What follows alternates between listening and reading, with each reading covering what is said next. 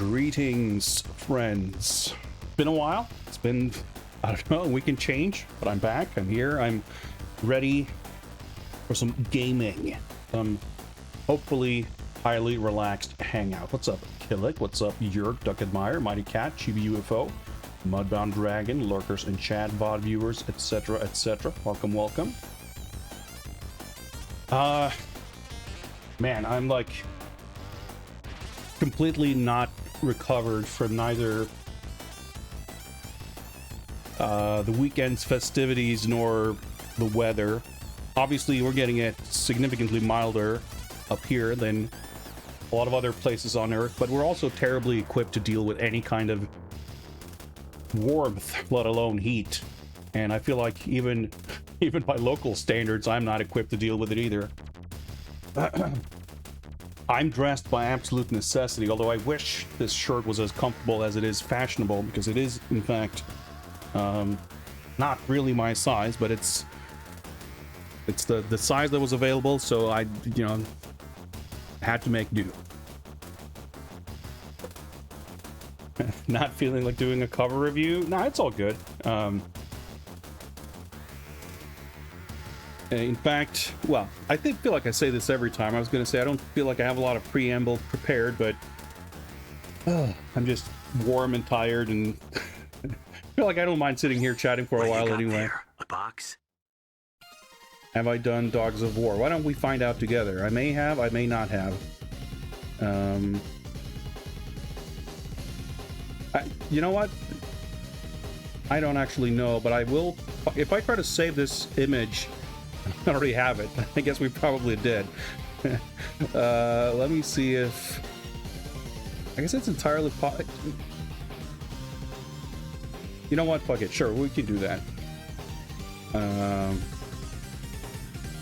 I don't think we did, but if not, fine. We'll do it again. We'll get to that in a moment. Just want to settle in for a few minutes first.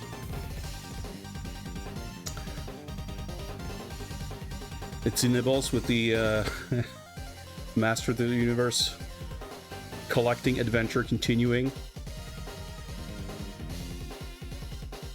Should you get the OG Stinkor or the Masterverse one? You know, it actually bothers me somewhat that Stinkor is one of the... I guess I shouldn't call him a core character, but I'm actually missing Stinkor for my Origins collection.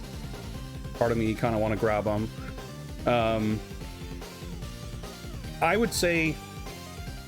I don't know if you mean a vintage one or an Origins one when you say OG. I wouldn't personally recommend going for anything vintage just on account of it presumably being very expensive and they can't stand up, basically. But I would have to imagine that the Origin scale figure would work a little bit better on the Chronicle scale cat than the Masterverse one. Because the Masterverse figures are a larger scale. They're not by an awful lot, but larger, like, you know, a slightly undersized figure is going to make the cat look big, and a slightly oversized figure is going to make it look small. So I think that's your main consideration, I had to imagine.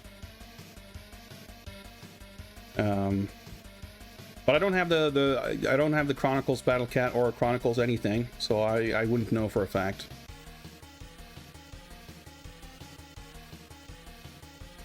I have been wanting to grab maybe the He-Man figure from the Chronicles line.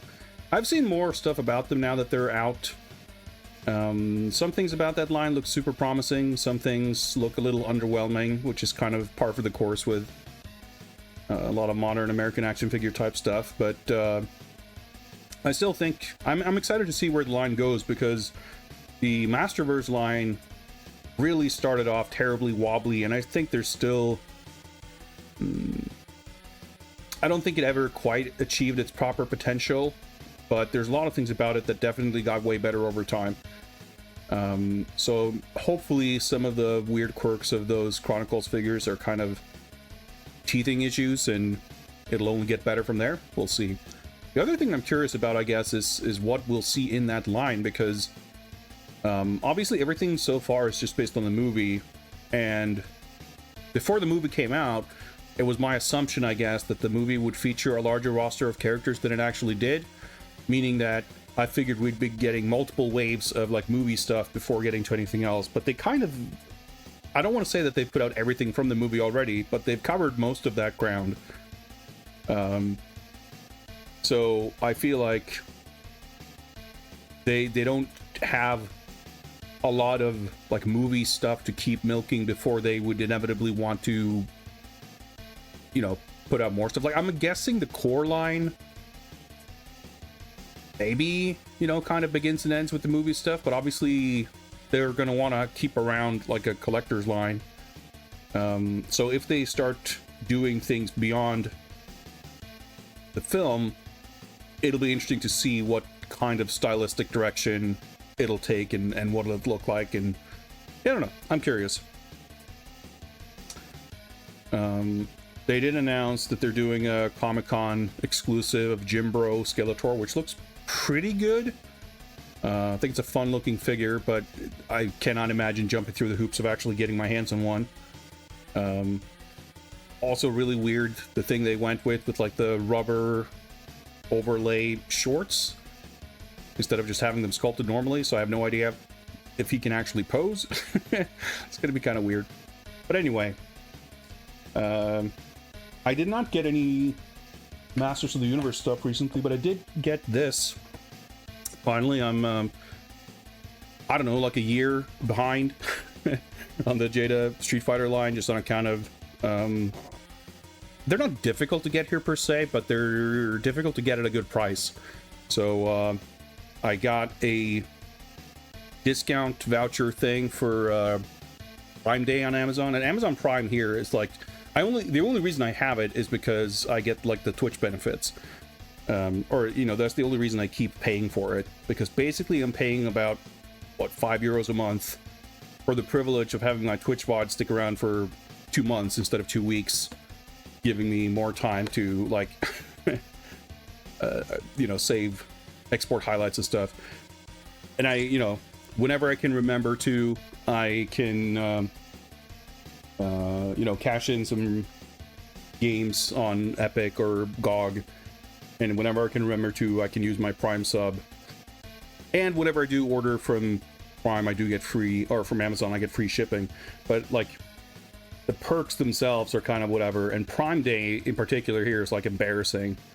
It's, like, 3% off Chinese off-brand USB cables, or whatever. So there's, like, no exciting deals. But I did get like a €10 off voucher thing. So I ended up getting this figure finally. I'm still missing Boxer. I'm missing Goki. I think those are the ones that are out. I guess Honda and Zangief are essentially out. I forget exactly. That's the thing. Like, I don't really get them as soon as they're out because they get here later and then the whole thing. But yeah, I didn't bother opening it up or anything, but I have it in hand finally, so I feel good about that. I also got, in order to put the order over the required minimum amount for the discount, this German Blu-ray of Police Story 2. It's ungeschnitten und komplett auf Deutsch, but it does have a Cantonese audio track. They have a whole bunch of these, like, German editions of these, like, that's the thing too, because Swedish Amazon is like secretly German Amazon, so buying it's all so trying to buy Blu-rays is fucked up, because it's like most of the time it's German editions and there's always like one picture of the front of the cover and it's like impossible to find data on like what's actually included on the disc, so it's always a bit of a gamble. But this one was the cheapest out of all of them, and I figured I'll grab this one and I'll see what the quality is like, and I'll see what's like included. Like, there's some extras here apparently. You know, only German subtitles, but that's fine. You know, I can work around that if need be. But yeah, I'm kind of curious to see what this one's like, and if it's I mean, I mean, aside from the fucking German ratings icon thing being an absurd eyesore, this like Legacy Collection series have these like original painted covers, which is a rare treat. Like that's the thing, you only get good covers when it's like this boutique collector's thing. Even though the like the disc itself, the product, like I said, I mean it's uncut and in German, which I guess may be a selling point if you're German. But yeah, there's no like massive amounts of extras or anything. But hopefully, you know, what I care about the most is if the quality's decent. I don't have a lot of like old Kung Fu movies and stuff on Blu-ray. I have a whole bunch on DVD because I used to collect them a million years ago. But I don't have Police Story 2 in any form, so I figured I'll grab that one. It's cheap, and we'll see what it's like. And who knows? Maybe the German audio track or extras are fun. Who knows?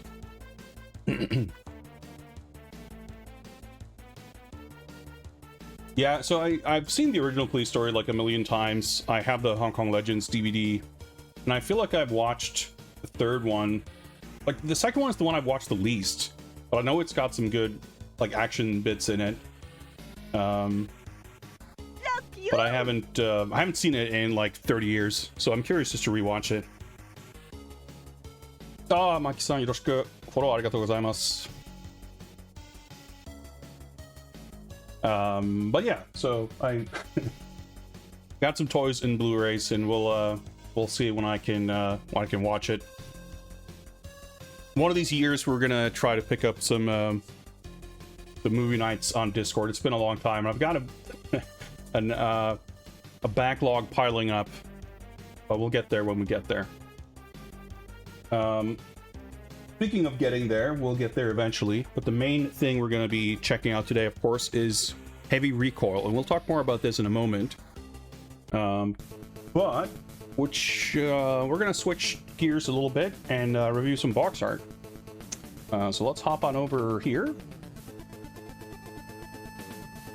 and see if I can get this situated. I always feel like I forget how to do anything on stream. Whenever it's been more than like 5 days since I stream, I'm always confused.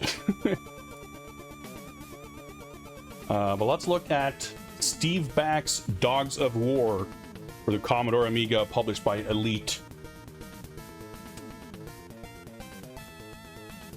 This sure is a thing.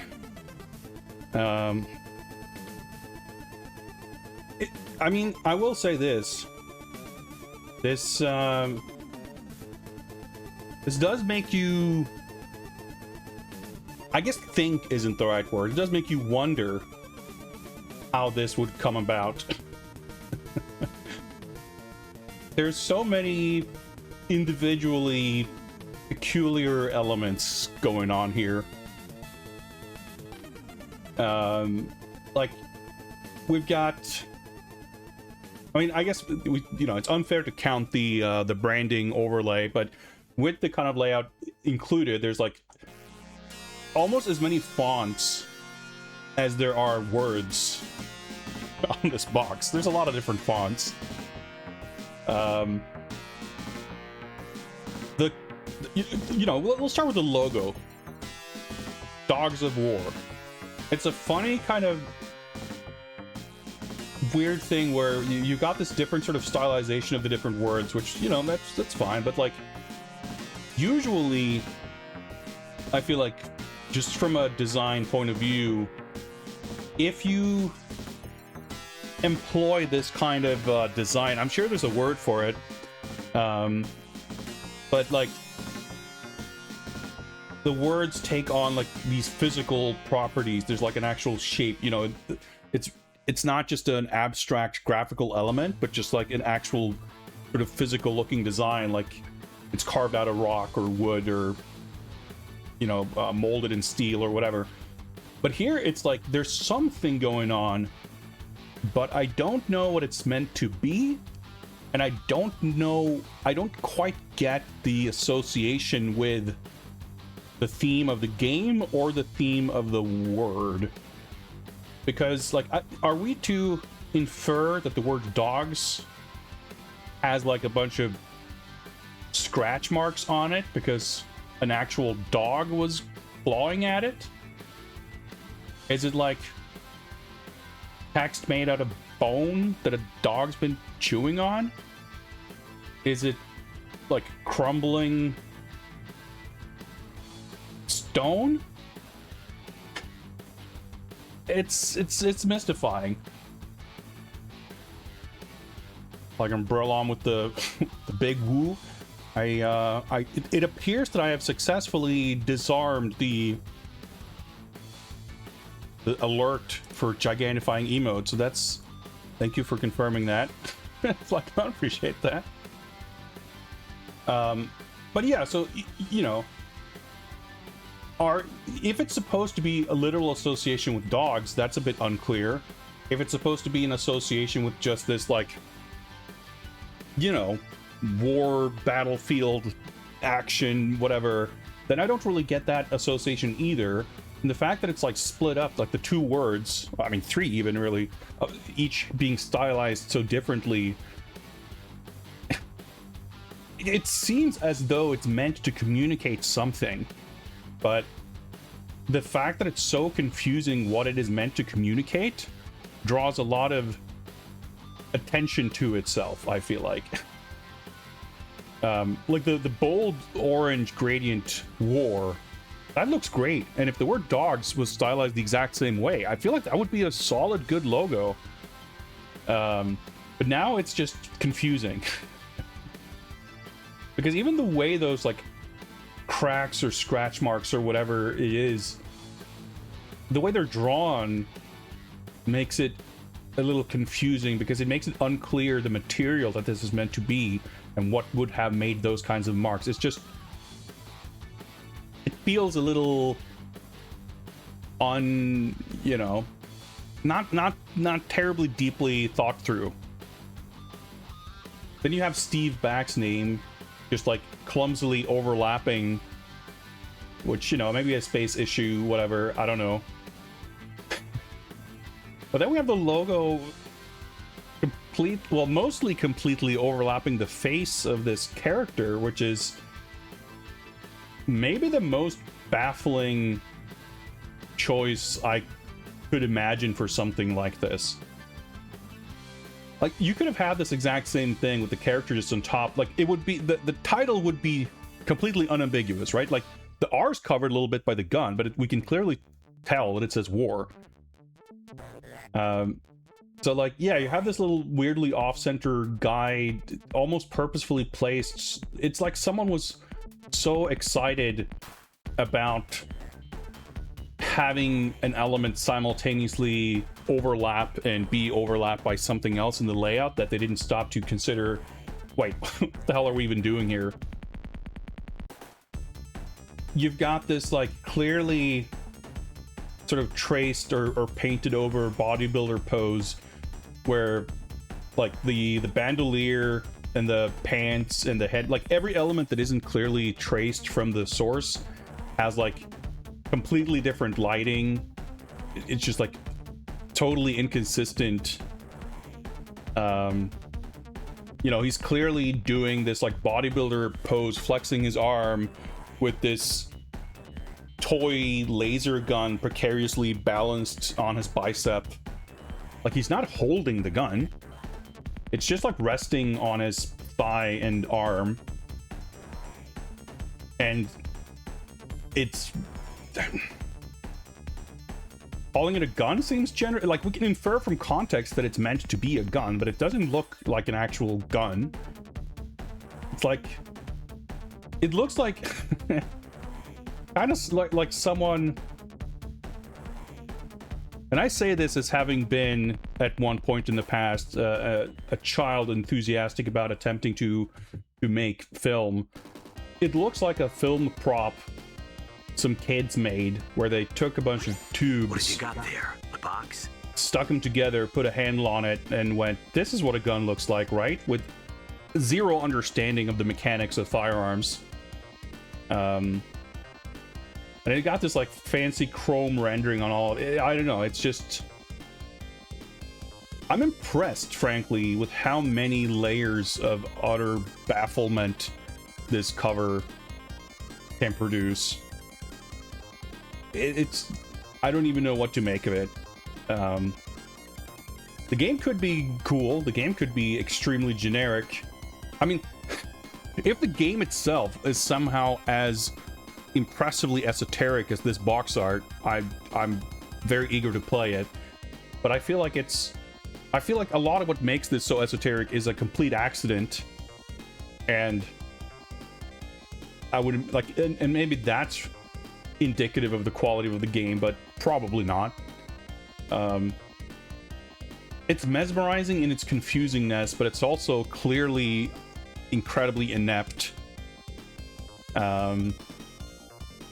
So I think ultimately, like, there's so many actual straight up flaws and problems, but beyond that there's just like utterly confusing things, but it sure gets points for like just the head scratching mesmerizingness of it.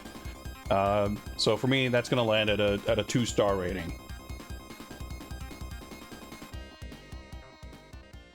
Macaw 45 blessing us with another request. Let's see if we can get that going. Would I have this as a poster on my wall? I mean, as a joke, maybe. Maybe as part of a collage. I would not make it a centerpiece decoration, no. Conversation starter, yeah.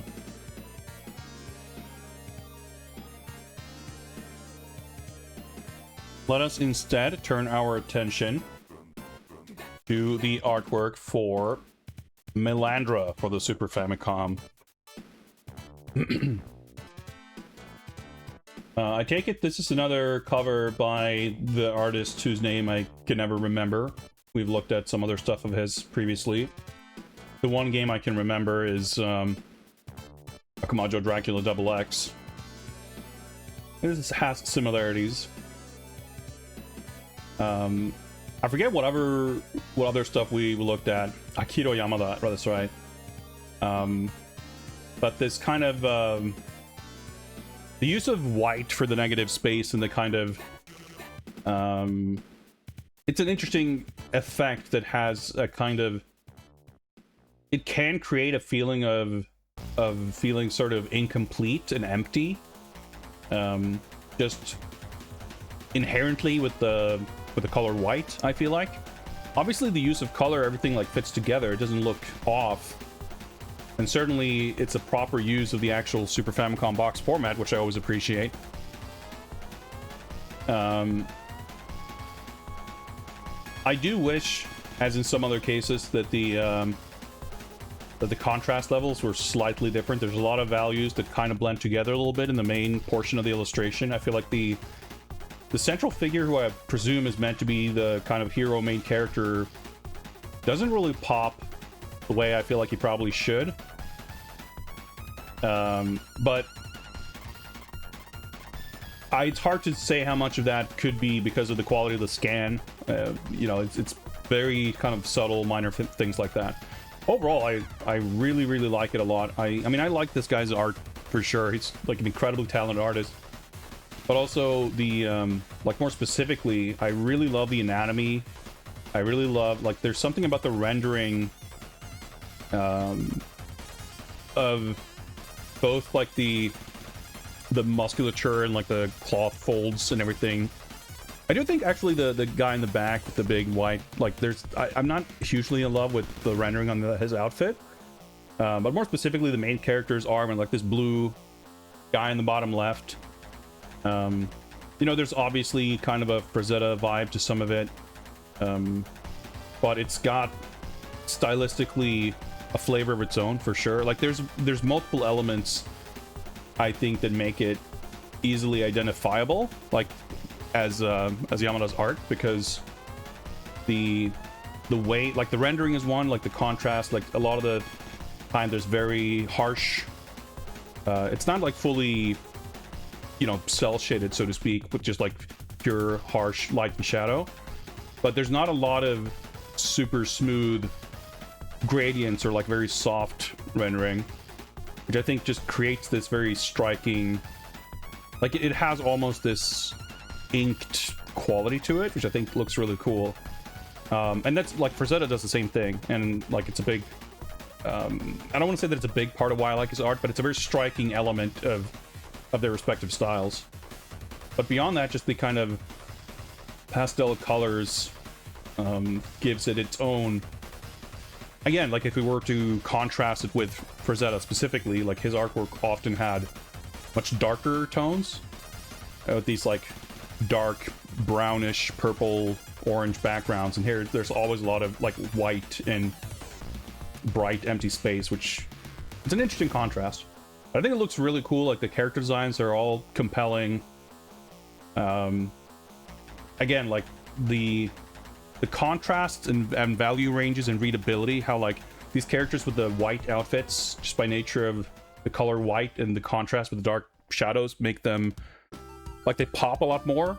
Whereas the guy in front here, like his hair and clothes and armor and weapons and gloves, like everything is a very narrow value range, so he looks much sort of flatter and makes it difficult to pop out. You know, if anything, he's kind of like the lowest contrast element in the entire composition, which is a little unusual. But that's essentially the only thing I can think to critique. Because on its own, like each individual element, like the characters are super expressive. I love the like the lizard man warrior on the bottom right. The like it's an extremely compelling, just overall visual. Like I want to know who these characters are. I want to learn more about what this is. I think this absolutely passes the back of the box test and the poster test with flying colors. No doubt about that. I'm a little torn on final rating. I do like it a lot. But I think there's just something about those contrast level. Like I feel like it takes a little bit more work to truly appreciate and engage with this beautiful artwork than I would like. Like good art for me has the room for you to really ruminate on it and ponder it and look at it closely and find details to appreciate, and this has that for sure. But I do prefer the kind of barrier to entry to be lower, if that makes sense. Not that it's a difficult cover to appreciate, but I feel like it's some of the compositional aspects and the colors in particular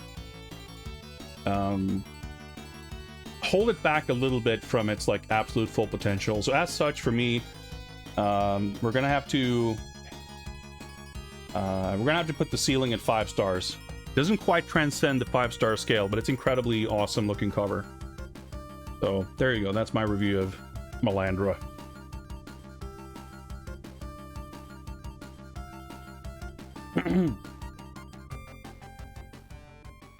So thank you for those requests. I hope you guys enjoyed that. I'm trying to fix my chair. My very old, very busted IKEA chair, which is falling apart. Slowly collapsing.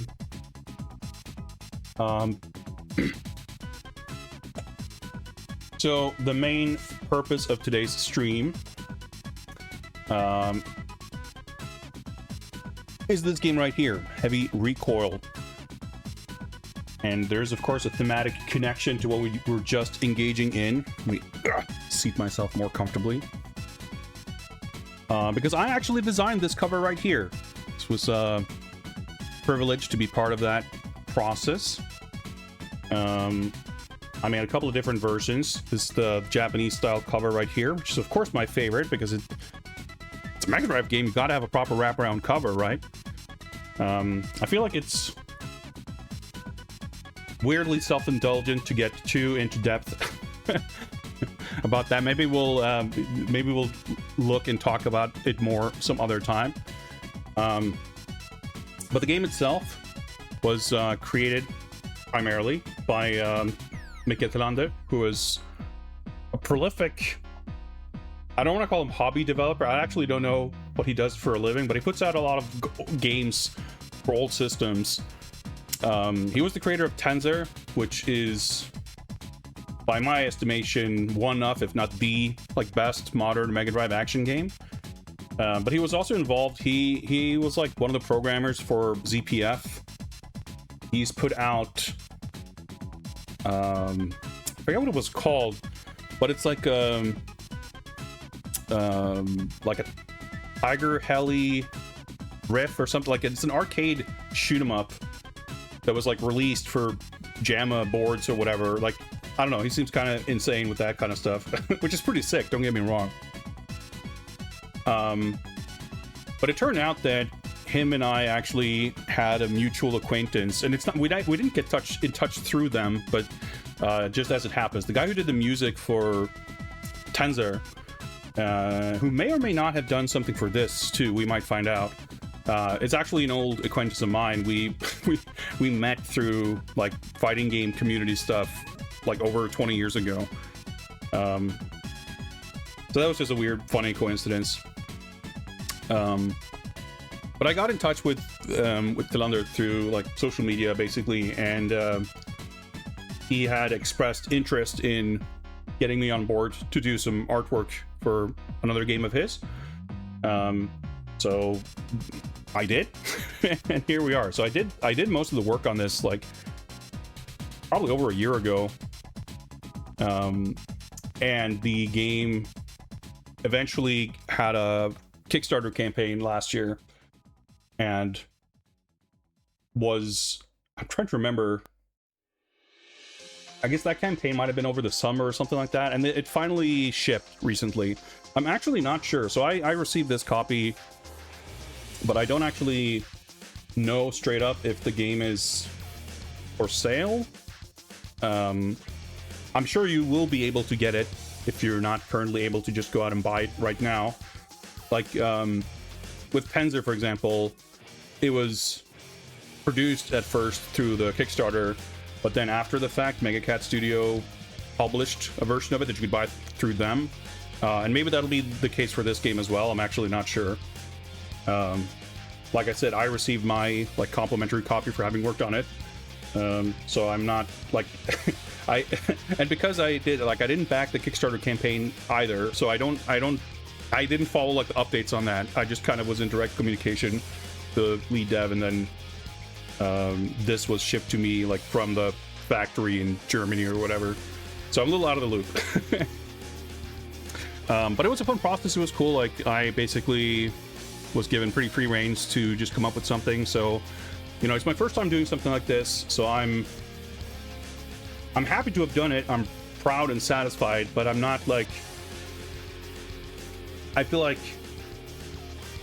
there's room to grow. I can do better, and if I hopefully get more opportunities like this, I want to raise the bar further. But I did enjoy, and that's the thing, I also kind of took on a lot more work than I necessarily needed to, because I was I was kind of adamant that the layout and the design of the cover not look like shit, because so many modern Mega Drive games I think look terrible. So I did put some effort into making sure that the like, not talking about the artwork, but just like the layout and the design of this kind of like the branding, like all the stuff that makes it look like it's supposed to look like this. So I did like all of the design on all the cover elements and stuff. So there is also, there's a black red version, and there's like a red version and a blue version as well. But this, of course, obviously, this is my favorite, the Japanese one. This was kind of like the, I mean, I did them all in parallel, so I made sure that all of them look as good as I could make them look for their respective, you know, layout. But as far as I'm concerned, this is like the canonical original cover. All the other ones are like adapted from this. I have played versions of this game. I have been given access to pre-release builds of this game for like reference for doing the artwork and stuff. But like I said, I did most of this stuff over a year ago, so The version of the game I'm most familiar with is very old and incomplete. And I'm not going into this completely blind, but I think it's comparable to getting a Kickstarter game and like, oh yeah, I played the Kickstarter demo, but I haven't played the real game. It's kind of like that, I think. So we're gonna go in semi-blind. Did I design the logo? Yeah, sort of. I mean, the short answer is yes. But it's based on the logo that was like in the game. You'll see when I mean, assuming it hasn't changed, but there was kind of a whipped together logo that I thought, you know, this works well enough. I needed to have the title on the box, right? And I didn't want to just do a fucking Jewel Master and take a screenshot of the game's title screen and put the title on the box. So I was like, you know, I like the vibe of it, like the chrome reflection. Let's just recreate that. You know, trying to find the balance between making it look good and not like doing massive amounts of additional work more than I need to. But yeah, so because this is a physical artifact, I don't necessarily have a way to easily share this on stream. But I did want to take a look at the manual, which I also designed the cover of, and I think there might be some other artwork in this. Oh, well, there you go. Right off the bat. So I did not I didn't not work on the layouts or anything. I just provided some artwork. So it's interesting. I'm seeing some stuff that's like, oh, okay, that's how they use that. That's fine. So these are like some early kind of concept stuff, and I did some of these like black and white sort of sketches for some of the enemy types.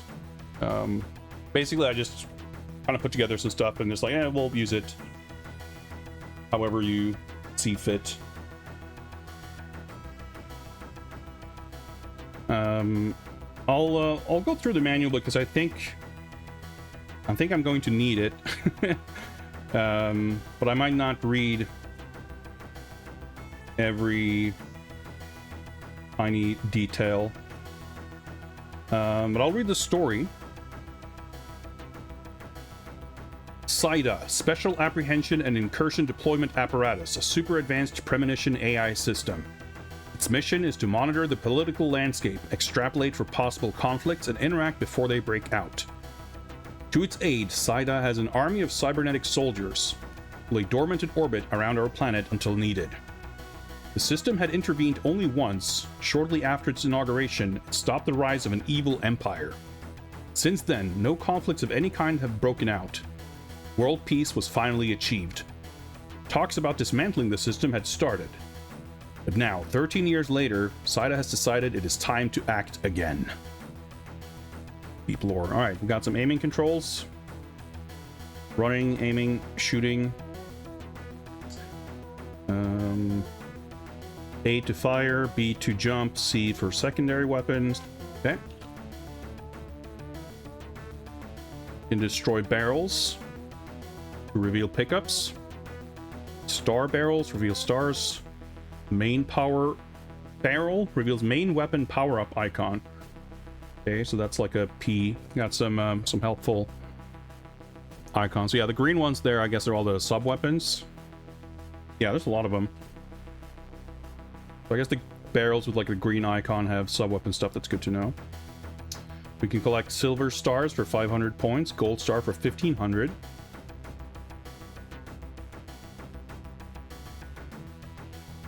Main power.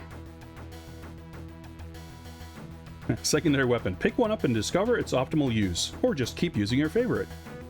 Okay, we'll do that. We have a heads-up display. Oh yeah, I mentioned here the bingo mode. That's an interesting, like, I've heard about it, but most of the time I spent testing earlier versions of this game did not have that mode created yet, so I actually don't know exactly what it is and how it works. Hopefully it's explained in the manual. But it's something about like... I'm guessing it's randomized to a degree of having like additional objectives. Like it's like an alternate mission mode, sorts. We'll see how that works out. It's just saying here in the HUD screen that if you're playing bingo mode, you'll have like the objectives on the top left. Enemies. Yeah, so I did some of these like illustrations for some of the enemies as well. Popcorn Pete. Your standard popcorn enemy, coming into the battle scene from both left and right. You'll run for a bit, stop, crouch, and fire. Then continue running and do a small jump before running off. That's a pretty surprisingly detailed description of their patterns. Bazooka Bill will come running in from the right, stop, crouch, and fire its large bazooka. Will then turn around and run off. Mortar Mike aims to mostly take the high ground and fires exploding bullets in regular intervals. Hank the Tank. Rolling in with the thunder, stopping and then firing off all that it's got. Afterwards, we'll try to run you over. Good thing you're on different layers in this world. Unless you want to lift, then he's all of a sudden on the same layer. Okay. Don't get run over, I guess. Also, watch out for Hank's brother Frank. He too can give you some elevation. Got different tank enemies. Stepdad. One of two minds. Stepdad is sensitive to time as well as touch. Sniper Sean. He lies completely still, trying to blend in with the background so not to be detected before he unleashes his super low and deadly attack. Some enemies can't be hit straight on. Listen carefully to the ricochet sounds to determine the impact. And we got a mystery soldier. Who is this mystery soldier? What does he want? Fly with a jetpack. I'm actually pretty thrilled seeing these illustrations the way they came out like this. It makes me wish I had had more time and effort to do more of them. They came out pretty well. I've got some menu explanations and stuff. There's stuff about the bingo mode here. Gameplay modes. There are 3 main gameplay modes in the game: Arcade, Practice, and Bingo. Arcade. This is the main gameplay mode which the game has been designed for. Practice. When having reached a stage in the arcade mode, it is unlocked in the practice mode. Here you get to play the stages that you need to practice on to get clear it. Okay, we got some typos here, but that's fine. Bingo. Play bingo on a 3x3 board. Complete a row, a column, or a diagonal to get a bingo. Each square holds a mission objective for you to clear. As soon as the objective is cleared or failed, you're returned to the bingo screen. I see. So yeah, it like, I guess randomizes a board like this, and you pick one and you do like a challenge. I don't know, we should try it for sure. There's the progress map,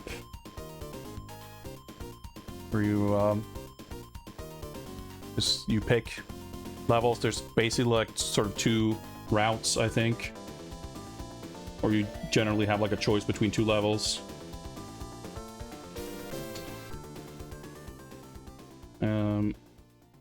Fun with bonus. After having cleared a stage, you get presented with a bonus countdown. Here you will see the number of stars you've picked up, as well as the number of hostages rescued, and more.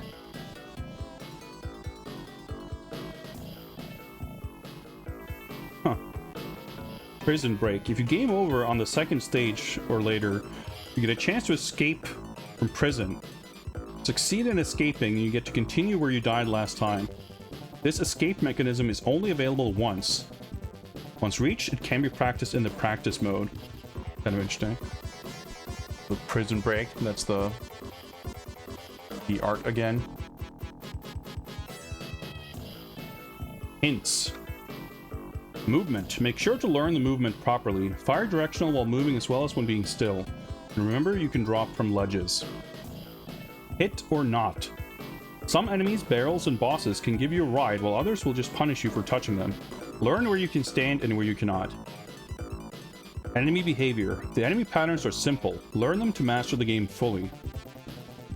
Secondary weapons. Select the one most suitable for the situation, or just your favorite. They all have pros and cons. Secrets. Yes, they're in here smiling secretly at you as you miss them. And what does it take to clear the game properly? Always be kind and leave no symbols taking wind unscathed. Big mystery smiley face. So there's like a mechanic of collecting these hidden icons. Which I suppose are hidden.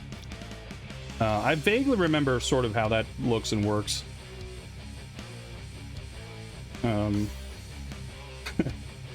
Yeah, so we have some screenshots here and then credits. So you want to get in the guy who did the music for TÄNZER. He did the title music. I did artwork, and then Miki Tilana did the rest. Pretty much it. Very, very simple. We have this little mark on the back again. Well.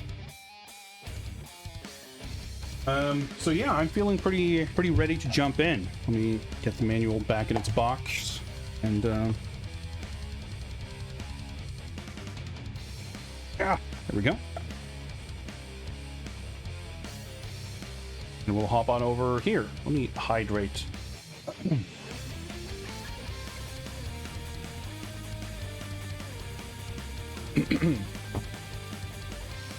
The Muso music getting pretty intense. All right. Well, I think the capture's all set up. Switch inputs here on my end so I can see what I'm doing.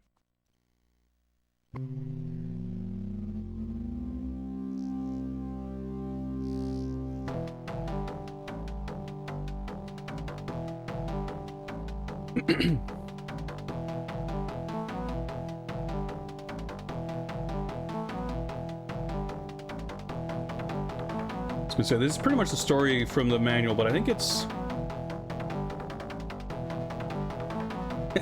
like the same story, but it's slightly rewritten. Saida has decided it is time to act again.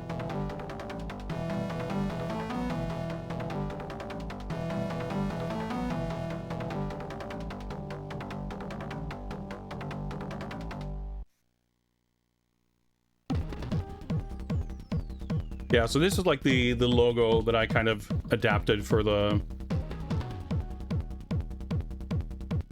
logo design for the box.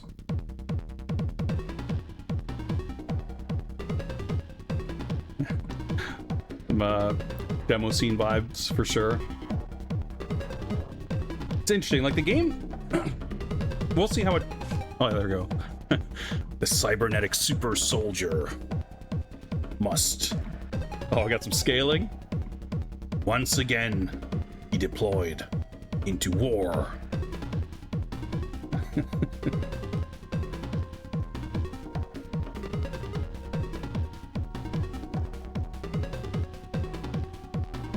So, in case you couldn't make it out from some of the screenshots we saw, it's a pretty, you know, it's like a run and gun.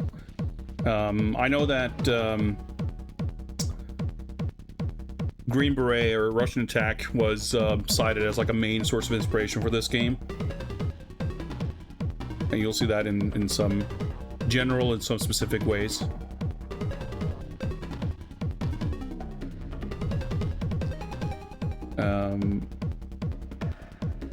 Much like TÄNZER, even more so I would say in some ways, like the game's pretty esoteric and rough around the edges in some ways. But that game for sure was like really addictive and compelling and felt really good. This one I haven't played as much. I haven't played a finished version of it. So I'm curious how it will feel about it in the end. But it does, like, it's got these like the little background animation you saw there on the title screen. I don't know if they're implemented the same way, if they keep showing up, but in the versions I played, there were a bunch of those like little stop motion sort of model diorama photographs that were used in like intermission scenes. Like the aesthetic is a little all over the place. It's kind of what I'm trying to say, I guess, which was very much the case in TÄNZER as well. All right.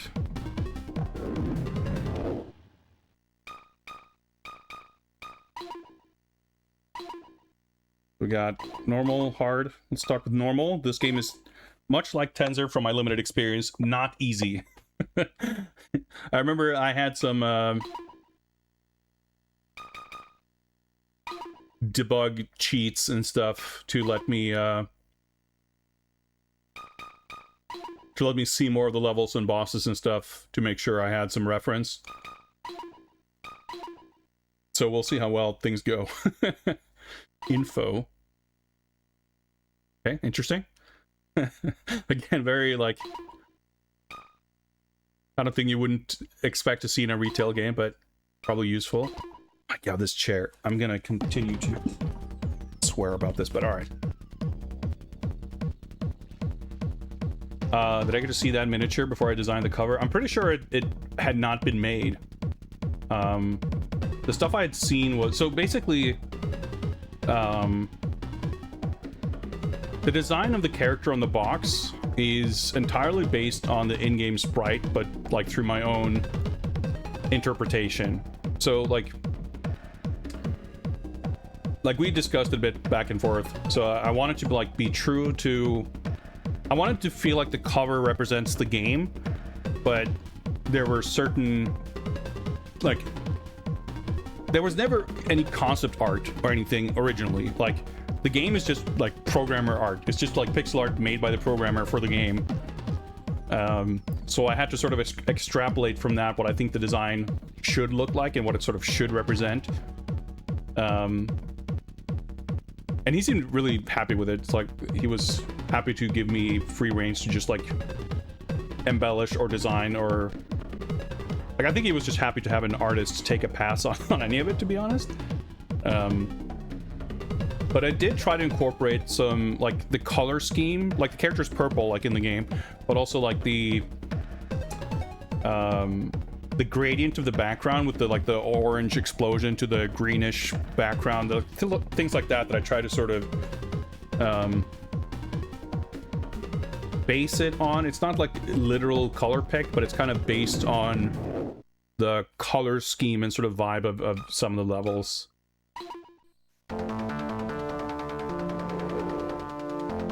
Little deployment orb. So it's got this like red visor, which I kind of interpreted as this like glowing mono eye. Yeah, that's a little model. That's interesting. The little light thing on the gun is like flashing in different colors. These are hostages. Stars disappear pretty quickly. Main gun power up. Don't get run over by that guy. Like the bullet patterns there and everything, it's pretty reminiscent of TÄNZER. So I want to say that you can like shoot the ground. Oh, I probably... Yeah, I didn't want to explode that barrel, but maybe... Nope.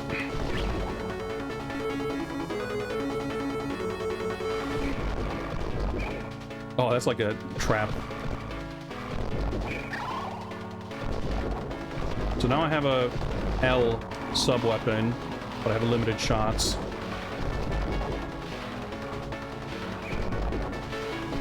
Kind of interesting because you don't have like 8-way shooting.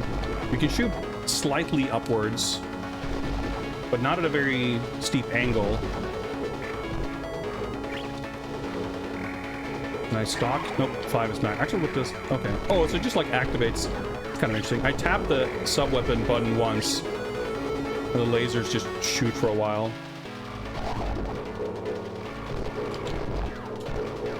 I accidentally lasered. That's fine. I didn't die, so that's good. I wonder if the secret's been moved. I don't... This boss music's pretty hype. Oh, there's a hostage.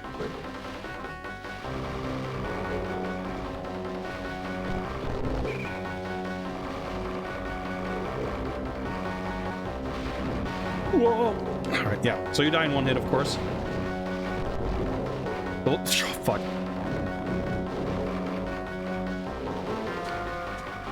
And I lost my sub-weapon, I guess.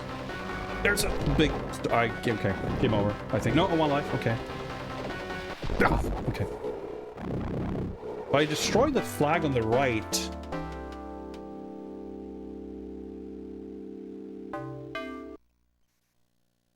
And, alright, we made top score.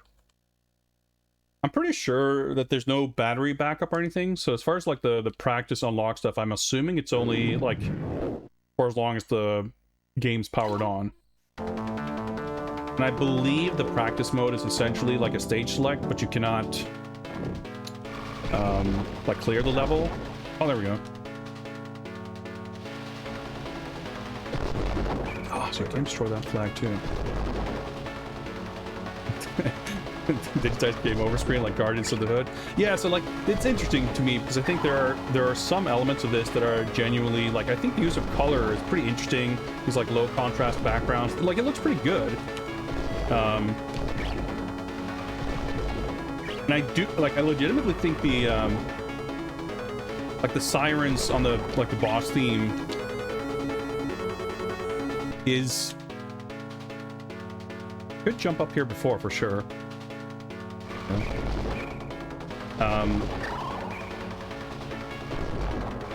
Like it's pretty cool, but then there's a lot of these like,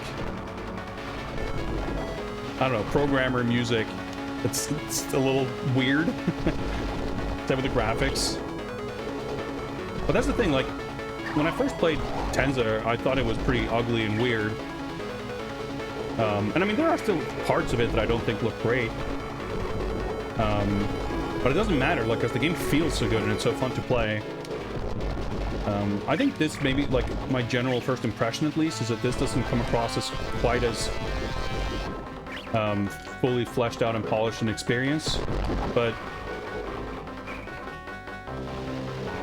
oh, I picked up another weapon. But it's quite solid and, like, very functional where it matters. Like, it's really smooth. Okay, I went for the smiley face. Oh.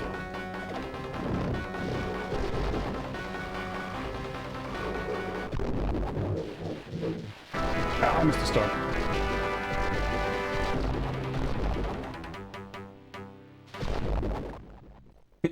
Yeah, it's got a little bit of the fucking energy, but not quite. It's fair enough.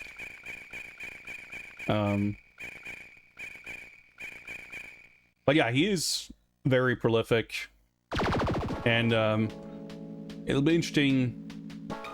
Hopefully, nothing is in the works specifically, but it's not impossible that I'll get to work with him in the future in a different capacity, and it'd be interesting to see what that could mean, because he's got like 5 games in the works. I guess what I'm saying is, like, I was not involved in the development of the game itself, so I had no influence on anything, really. But certainly there's many things I have thoughts and opinions on, especially on the art side. But the game's still cool. Let's go docks. And 2.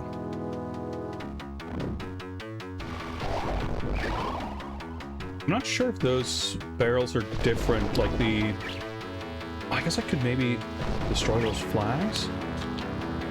The barrels that give you stars versus the ones that give you main gun power-up.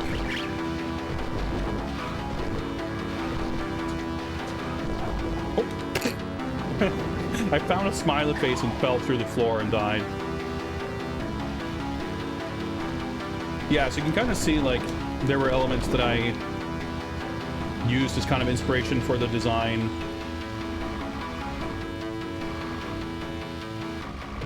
But I didn't quite, like, keep the same proportions exactly of the character. But it's a lot sort of the same, like, there's not a lot of actual sprite animation, it's just kind of the same parts shuffled around to create movement. Okay, so the smiley faces you don't have to actually collect, I don't think. I want to say that in some version I played, you could actually shoot the hostages, but I might be misremembering. Ah, the siren. indicating the boss fight. Alright, okay. So you gotta crouch and then diagonal to do the aim downwards. Shouldn't have jumped there. But, like, yeah, the character controls very smoothly and responsibly.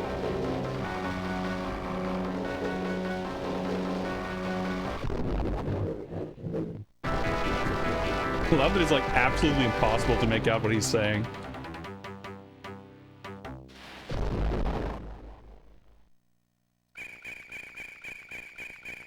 Hello, sub. You get a little quote.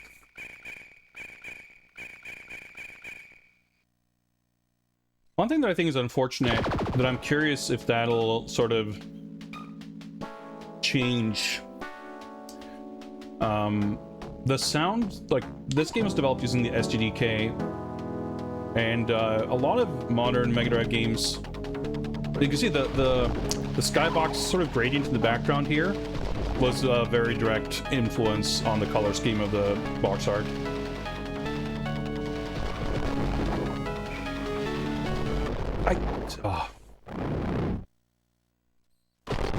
Oh, right, Prison Break. Ugh. Trying to sit more comfortable. Okay. I have a shitty... Not quite a gun here. Thankfully, these guys are not trying to stop me too hard. Ugh, hard enough, okay. Yeah, like, it's not... Like, the gun feels good. Like, it doesn't... You know, you don't have that frustrating dogshit pea shooter, like the power level discrepancy between an unupgraded weapon and like a spread shot isn't such that once you... Actually, let's practice the prison stage and see if we can...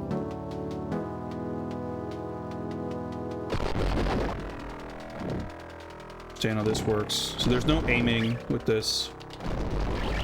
These guys don't appear to be shooting. These guys fire. The range is actually kind of better than it looks. Try to land on the box. I'm curious if... Yeah, so I think I get like the standard live count for any stage I choose to practice. But the Prison Break is sort of like... You can see I dropped from 2 lives to 1, but it still ends. I think you get like 1 credit basically for practice mode otherwise. But this level specifically, it's just 1 life. Which I guess makes sense. I mean, you would obviously want to learn to do this on 1 life. I'm curious to see if I can just like learn how long... So it looked like there was sort of a ceiling up there.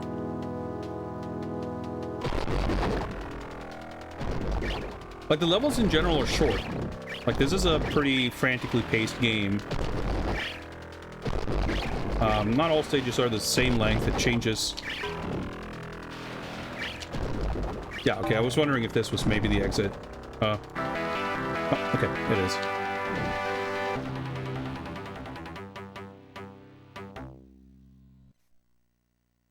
Alright, cool. I just wanted to see if I had seen the entirety. Upward in G.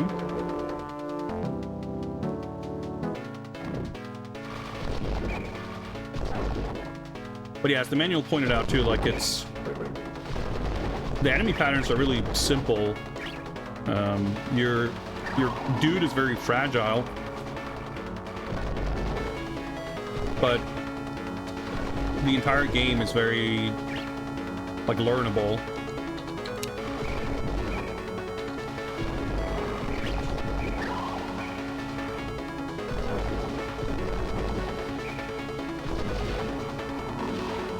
So we'll do this. Whoa! I'll get another sub-weapon refill soon enough anyway.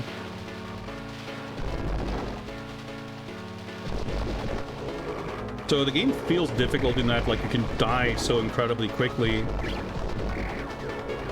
Oh, wait, okay. Did that sub-weapon pick up cycle? Maybe that's what happened. Oh, we have missiles. The first boss here is obviously a big pain point.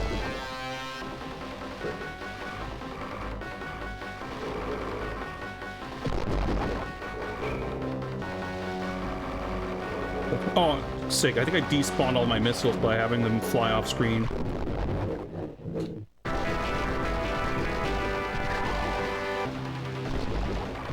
Okay, you get pretty ample time to collect stuff. That's very satisfying.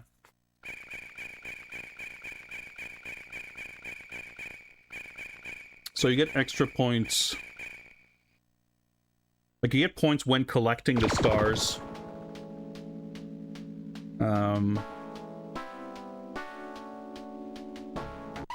And then you get points for them during the bonus countdown as well, I think. That, deployment orb, by the way, is quite reminiscent of TÄNZER.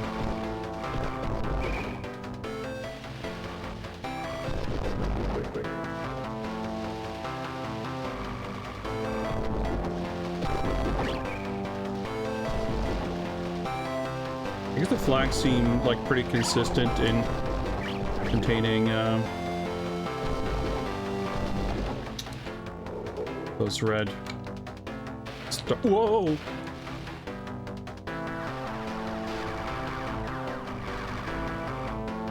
Fuck. So I could dodge it. Ah! Gotta do that, I guess. Actually, I guess just do this.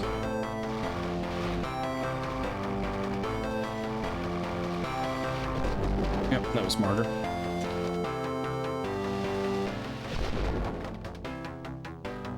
Whoa! But yeah, the manual hinted as well as at, like, requirements for proper true endings and what have you.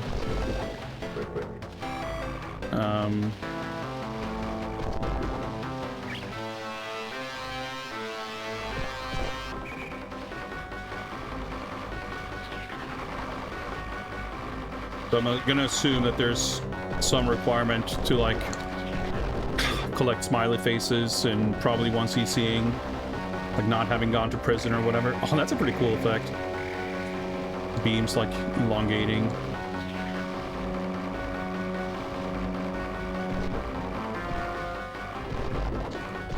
Okay.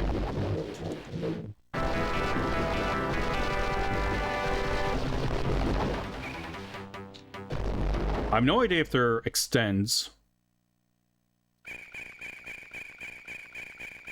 I feel like I would like there to be. It's pretty rough to go through the entire game on like 2 lives. So that's the one we did. I figured, I mean, obviously, it's not a bad idea to keep playing the same levels for practice, but we might as well unlock practice mode for more levels here.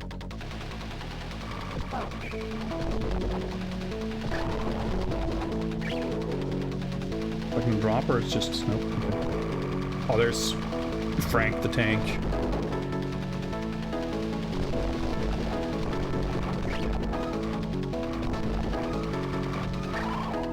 You? Okay, up missiles. Yeah, it looks like the sub-weapon pickup will just cycle through.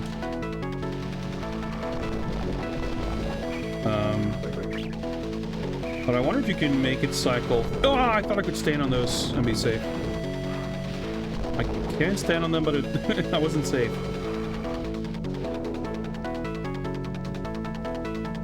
Okay, I don't know if I could have jumped up there, but I'm not sure if you can like accelerate the cycling of sub-weapons. Pretty stupid to grab. Oh, okay, at least the red stars stay on screen for a bit longer.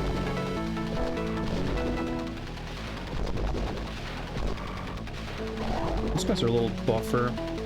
Man, see, like, it's an interesting thing. Like, you're the kind of player who wants to optimize score.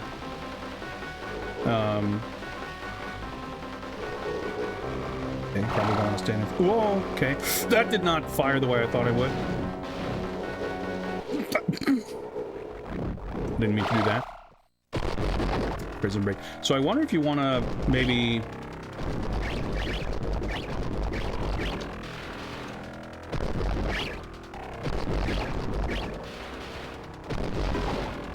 Oh boy.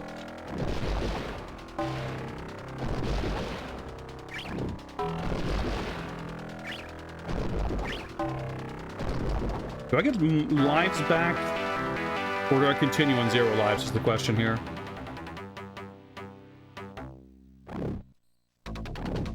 I continue with 0 lives. At the beginning of the level. Alright, I mean... it's better than nothing. It's interesting that the levels are kind of designed around some degree of verticality.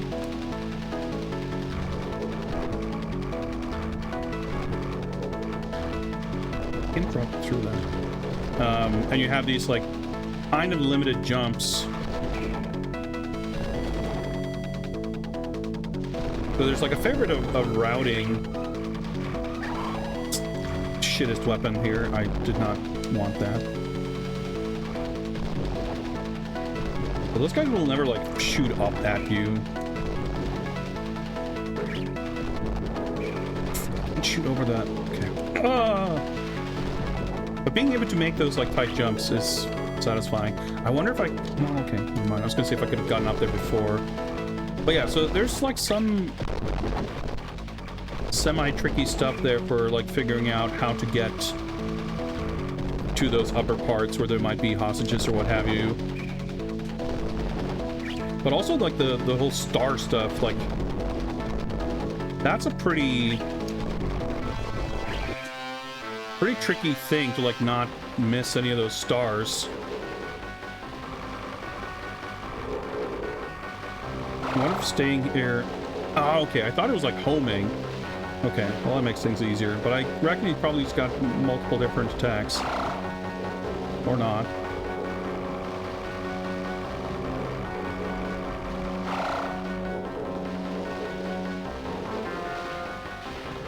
I wonder if I'm like not meant to be able to hit him like this. So that I was like supposed to do something trickier.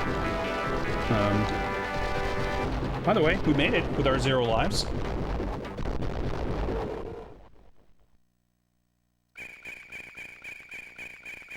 Watership down, Hazel would approve. Wait, what any of that means, but... Alright, so because we're on the upper path, we don't have any choice here. Just train.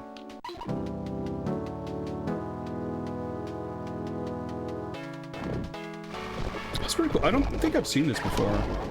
Most of those early levels I've seen in some form, even if they weren't exactly like that. This feels completely unfamiliar. Yeah, learning what planes you can stand on is kind of interesting, because that's not super obvious. Like the fact that these are solid.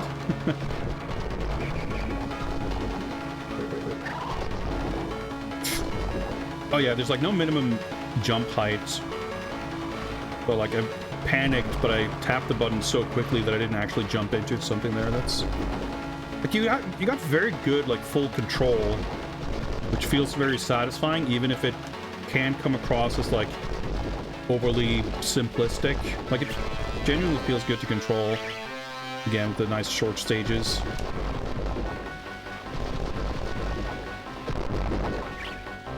Missiles. Oh. Yep. Screwed myself over there by backing up. I would have needed to drop down in between the cars, I think. I think routing, as far as like picking stages, also going to be a matter of picking levels with bosses that aren't too complicated. So now we've unlocked 2 other levels here, but you know, there's a lot of game left. It's not easy. Well, let's run it back.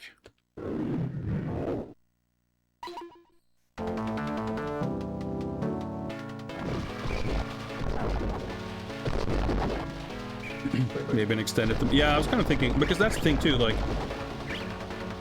if I were to be getting multiple extends, like, this quickly, like, it would mean that a full run is, like, kind of trivialized, most likely. There's, like, 16 sub-weapons or something, so...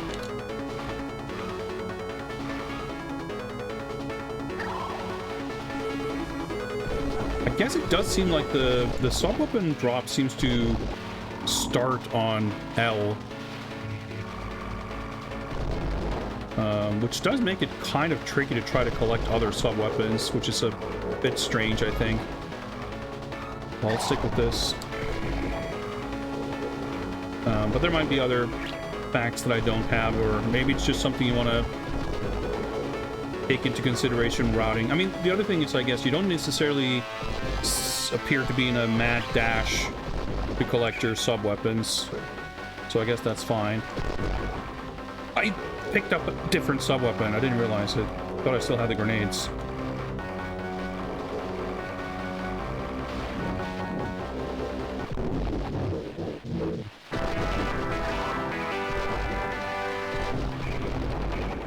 But I'd rather spend it all here and not take a death. I missed a gold star.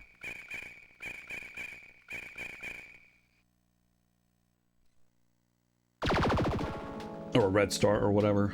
I think this one was maybe a little easier. I forget. But it's satisfying, like, when you play a game like this and you, like, game over in the first stage, and then you make, like, one more attempt. And, you know, it took me, like, 2 attempts or whatever to start doing the first stage deathless. That's kind of interesting, too, like, the way you're limited firing angle means you don't have, like, complete freedom.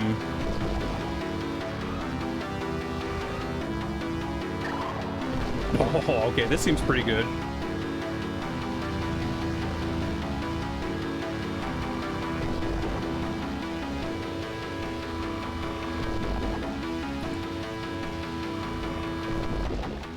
There's no ammo or countdown or anything, so I assume this is just gonna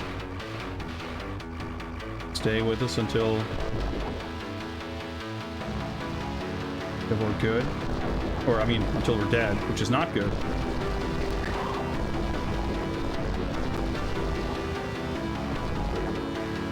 Yeah, I figured this game would be up your alley, Macaw. It's interesting, because I think it's a game that could very easily,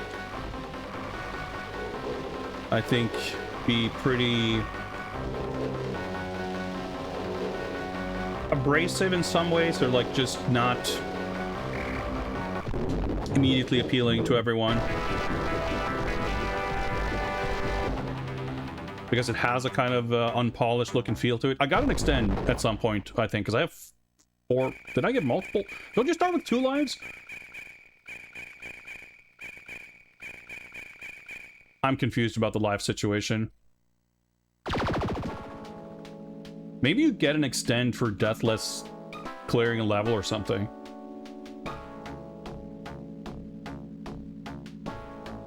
For excess power-ups, that could be, I guess. I'm at full firepower. Oh shit, okay. Oh, okay. So this is a mechanically pretty different level. Sort of like auto-scrollery. So collecting the stars here is a bit of a different proposition.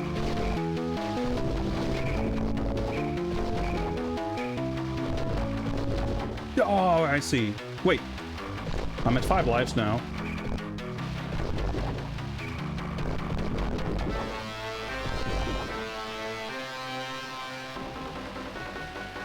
But maybe it's for collecting something else when I'm at full power?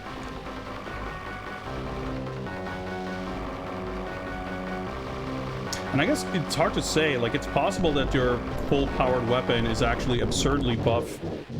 But it's hard to gauge. Hostages. I mean, it's entirely possible that I cleared stages and got extends without noticing it before. But I guess it's But like if that's the case, maybe clearing every hostage in a stage should extend or something. I don't know.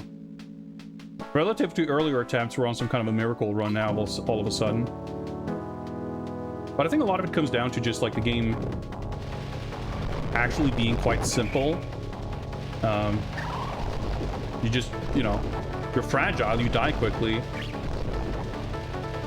and you can be sort of caught off guard. And some of the bullets are pretty fast, you know.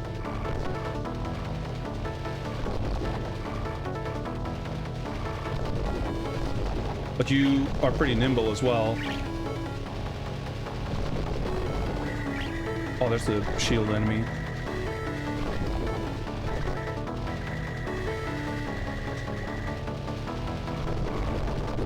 Whoa, okay.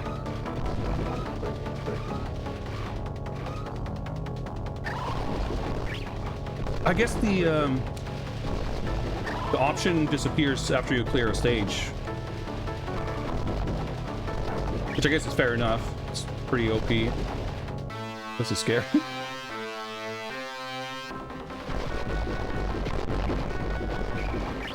Oh, I guess that's the boss.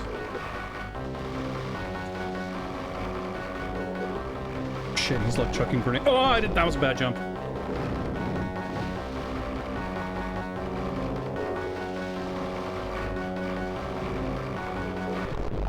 Okay, I was gonna say, I don't know if he's the boss or the thing.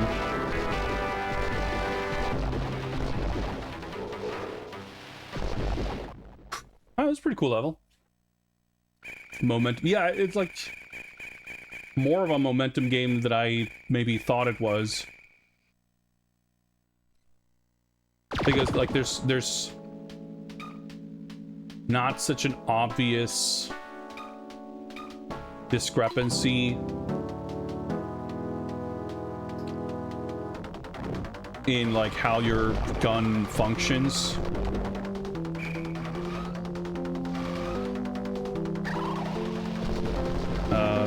Like in Contra, you know, the pea shooter and the spread shot are pretty, like the momentum, or you know, Gradius or whatever.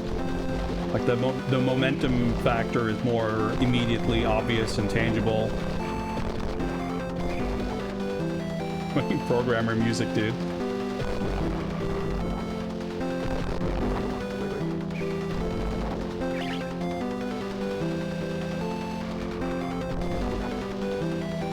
Like, it's not the most polished, but it feels really good to control. It has, like, satisfaction for sure. So I kind of don't want to grab another... Unless... Let's do some research. Okay. I wasn't sure if grabbing another sub-weapon would remove the orb. I figured it would, but now we know for a fact. Oh. That's like the fucking, hunt down... Oh, shit. Plasma gun. I should have used it again. Oh, I can shoot out, like, whatever that... Yeah, those missiles are destroyable. I saw that, Countdown got an update at the end of the month. I just saw that there was an update that apparently had, significant additions. But I didn't see what they actually were. So I'm at 4 lives. I think I was down to 3 and then up to 4 again. I'm not sure. Well, we're doing a lot better than any previous attempt. But yeah, you can see the game, you know, it keeps going for a bit. But now we're going to the jungle.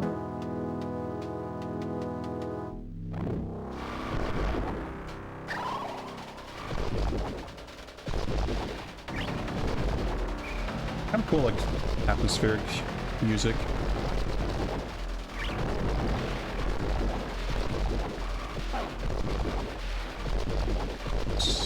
Well, I was gonna say looks like, sounds like rather, we've got some thunderous weather rolling in, which I don't mind.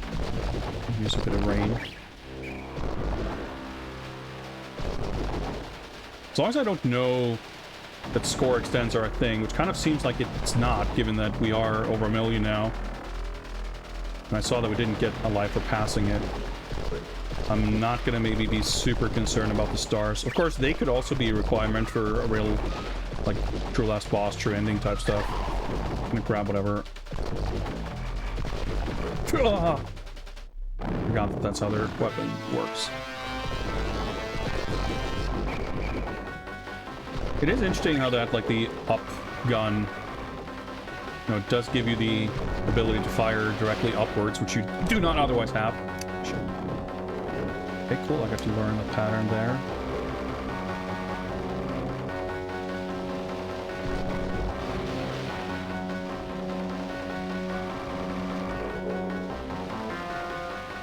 Like, the bosses are all pretty simple, but pretty fun. Oh my god. Okay, can I jump over this? I cannot. Of course, having the weakest gun.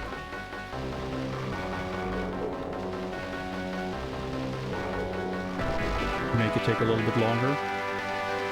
No hidden smiley faces. Oh, okay. An entrance, though. Whew.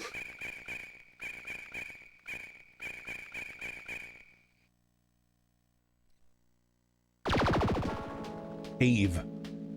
Oh, I think I did. One of the later builds, I think there was an early version of... Yeah, I remember this, like, this elevator thing. There's a couple of these, like, auto-scrollers. I'll call them a bonus stage, because I'm sure we'll get killed here. Yeah. Okay, so the red orbs have stuff, so you kind of... I mean... I'm gonna focus on survival here, but in theory...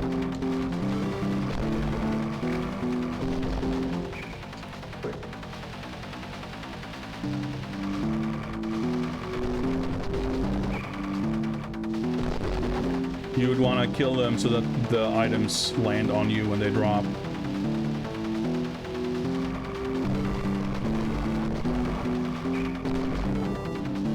But yeah, in all its simplicity, I really do like how these alternate stage types, the sort of auto-scrollery bits... Ah, fuck! The levels genuinely feel different. Boy.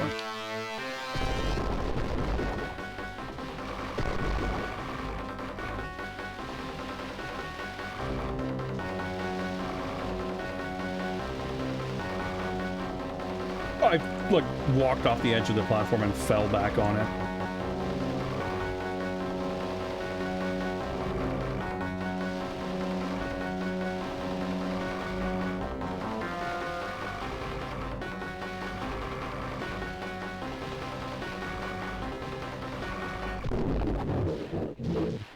Yeah, that was pretty lucky. That was a cool boss fight.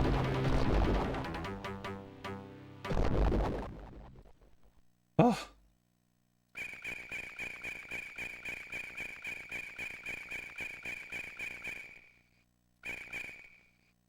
Oh, I guess the count on the HUD is like silver stars that I've collected, and at the end of the level, the silver stars are converted to gold stars because it counted down like 5 by 5.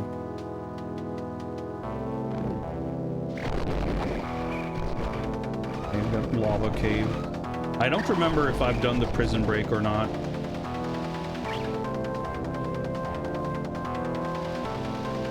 But the practice mechanic is pretty sick because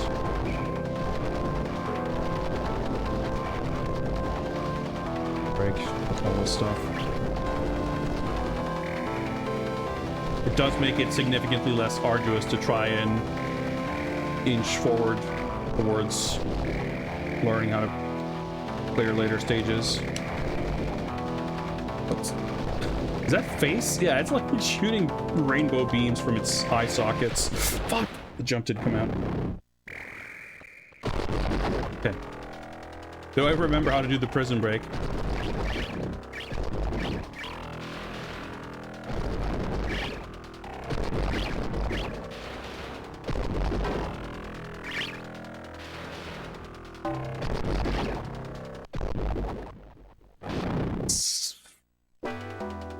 Second guessed my jump.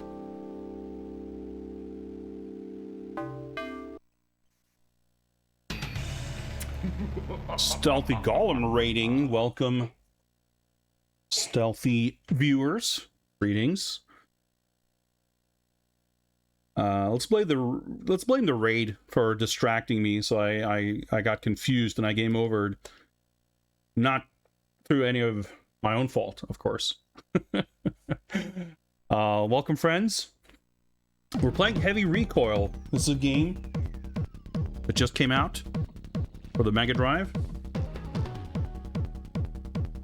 It's a pretty cool run and gun game that's pretty weird, but very satisfying. I was about to take a short break, but now that we've got a bunch of I was gonna say guests. I mean, I guess you are here, but you're welcome. Let's not take a break for a little bit longer. Loitering. That's fair. That's fair. I guess we can. Let's take a look here. Right, we never played the Gates level. Oscar 1, Oscar 2, Bridge, and Castle left, but that was a pretty good. Like, we got pretty far. And knowing that there are extends, like we kept getting extends for as long as everything went well, and then things started going poorly. So I think if you can, you know, if you can get that momentum and keep doing whatever it's doing that gave me extends, yeah, it seems pretty doable. The game's getting, well, I was going to say that the game gets more difficult as you go, but I feel like the biggest difficulty is just unfamiliarity. Anytime you get to a level that you don't know what's coming, you're going to get caught off guard. But especially if you have decent power-ups and stuff, most bosses and enemies are pretty easy to deal with. But let's try bingo mode. Alright, boss, all hostages, tank, 3 hostages, 2 stars. I don't know, well, also shark.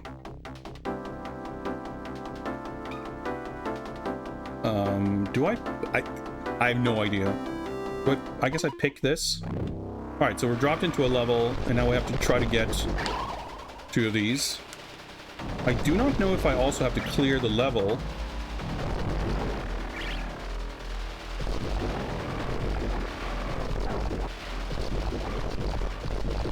Yeah, I don't doubt that it's going to be very easy for someone who's good at this stuff. I'm seeing it more from the perspective of someone like myself. Alright. Cool. I guess I just have to defeat one of these, so maybe this is on a level we didn't play yet that has a shark. We've seen a bunch of these. It's just like a... What? Okay, that seems like it was a bit bugged. Okay, I could barely see the screen spawning in there. And, I could see that there was a... Like, it looked like it was the train stage or... I don't know.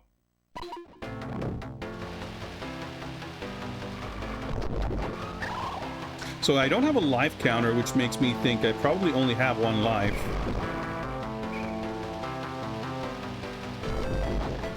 I wonder if it's random, like, which stage... Well, I guess probably not. If there's, like, a boss challenge thing, obviously it would be... Just not gonna plunk that down at whatever stage.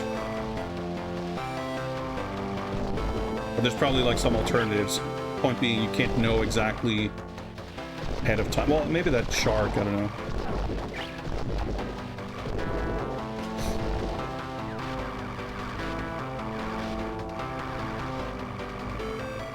So I'll keep using the laser. I don't remember where the rest of the hostages are here, but...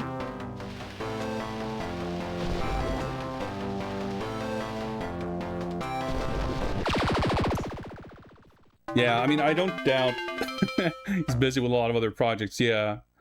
But the thing is, too, like, I don't think he's released any of his games, like, on Steam. Like, it's always just original hardware. Like, I think TÄNZER has an, was gonna say Everdrive. What is it called? The Evercade? I think there's an Evercade version of TÄNZER, but there's no like Steam release or anything like that. So there's, you know, he's not gonna patch the cartridge, unless maybe hypothetically there's like an updated print run or something. Maybe we have a shot at getting a bingo if we see what this is.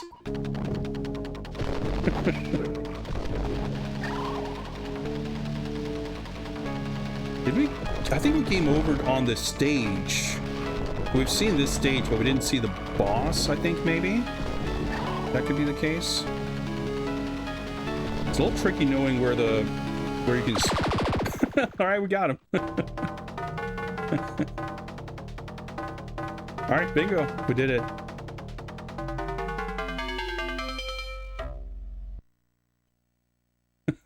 Alright, that's a cute little bonus mode. Why not?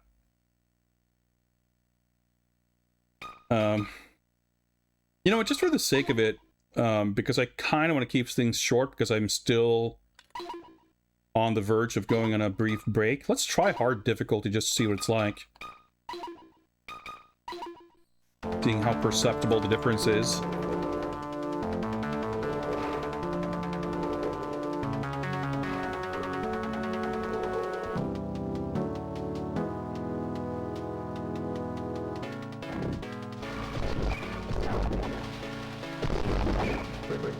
Hostages, shooting dudes. I'm gonna guess that it's gonna be like, you know, bullet speeds and, yeah, okay, those bullets are for sure faster. Maybe boss HP is higher. It's kind of interesting how these, it's grenade, and then drone, or whatever that's short for.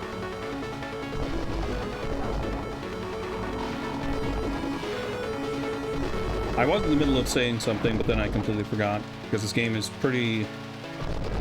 requires a lot of focus. Oh yeah, I was gonna say how the barrels, like, stopping bullets, and even some of the, like, secret stuff, like, sometimes there's, you know, the smiley face is hidden in a flag or something that looks like a background object, and then that will, like, eat up your bullets. This might be a little trickier now, but...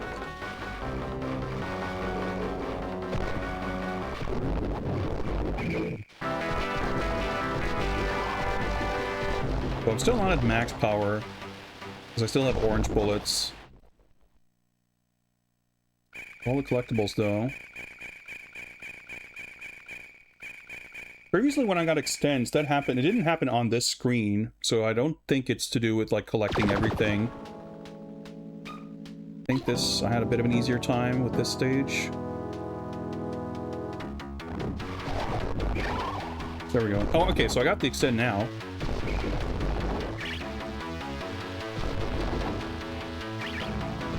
You get an extend for achieving max power? Who knows? Pretty mysterious.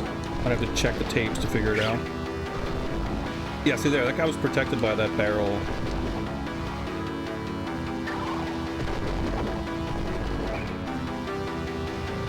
Drone, I feel like, is extremely bugged, not just because you get extra bullets on screen, but it does allow you to cover angles that you can't otherwise cover.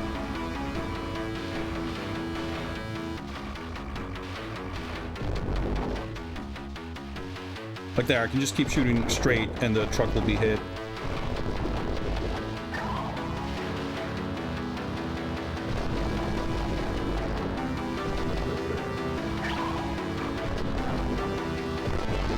Smiley. Oh, this is the... Alright, yeah, that's right. This is like the weirdly trivial boss. Actually, no, it's not. Got it mixed up with the other one. Okay.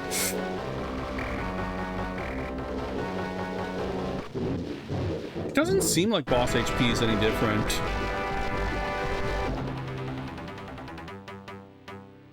But it could also be a gradual change that happens more over the course of the game,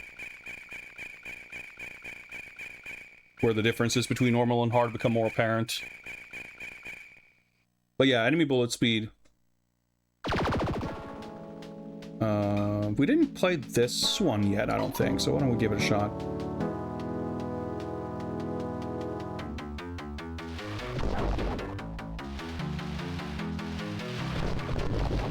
We definitely did.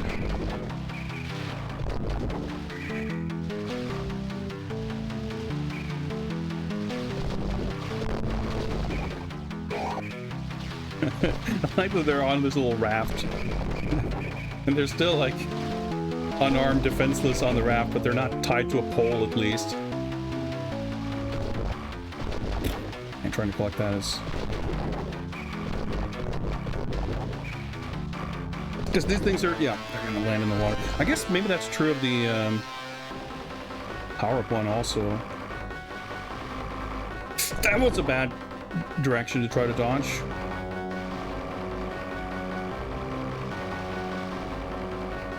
I wonder if maybe some of the bosses, like bullet patterns or something, might change as well.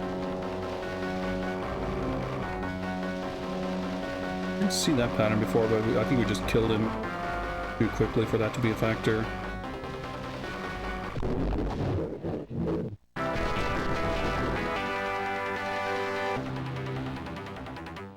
But yeah, like... I would for sure quite possibly forget which difficulty I'm playing on. Right, it's the one above Gates, I think it's called. I think that's the one we didn't play. This is the level that has the weird railgun submarine that you can just sort of dodge very easily. Let's try to get through. That was bad. It's hard mode. Pass bullets.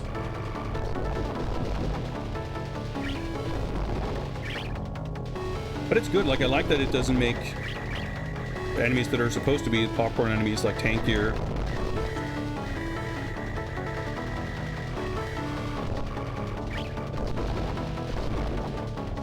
Oh, missiles are tricky.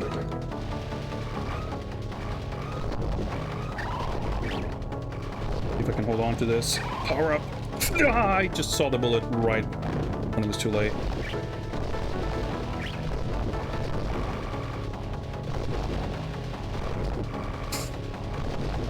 Not sure what that was going to be. Alright, we should be able to survive this at least. Ah, fuck! That's not the boss I thought it was. I got confused. He's gonna start chucking grenades. Or just leave. I guess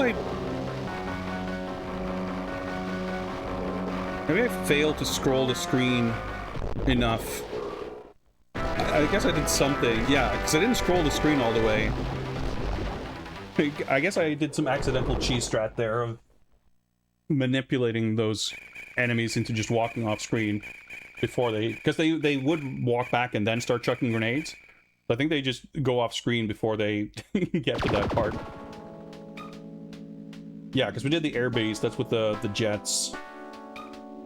Right, Gates. Probably gonna game over here, but that's fine. Just data collection. So that looked like, oh wow, both smiley faces right off the bat. Grenades, drone, yeah. I got a little confused there.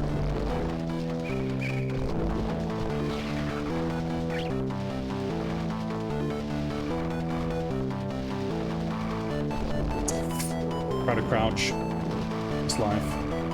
Man, that guy's pretty tanky. Yeah.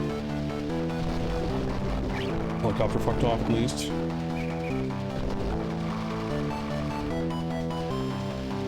I don't know if that's a pit, but I'm gonna assume yes. Well, this guy seems to be walking. Oh boy. Looking over it, but.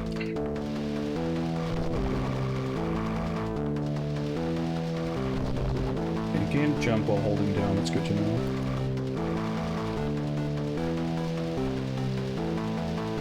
Okay, yeah. I was trying to determine by shooting into the ground whether that was solid or not.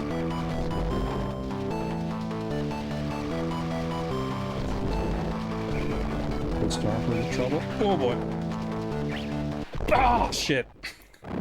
See, that's the thing, like... well, this is hard too now, right? So maybe this is going to be different. We'll see. Honestly, the sniper bullet speed being faster doesn't necessarily make this much harder.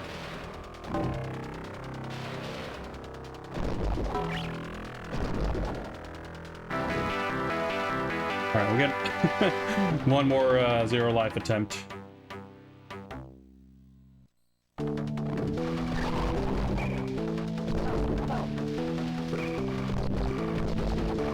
we get to the million?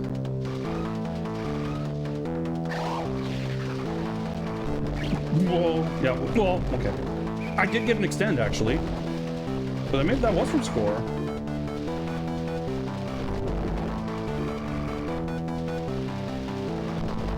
The mysteries continue to mount.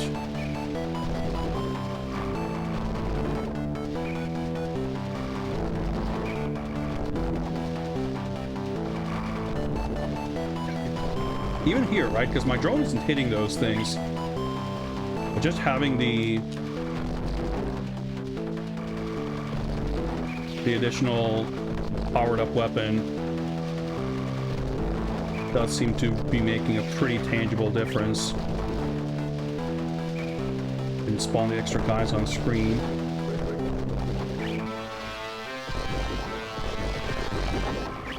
Scary not really knowing where to look. Okay. Guess I'm hitting the... shooting the core over there. I'm keeping my distance here. Okay. Okay, I see. Probably don't want to... Okay. I mean, the pattern's very simple. But, yeah, still one of the trickier bosses. I think that boss and the jungle cave entrance boss, probably the trickiest ones. Alright, well, I guess if I turn off the console, I might lose all my practice level access, which I don't know if I really need, actually, I guess.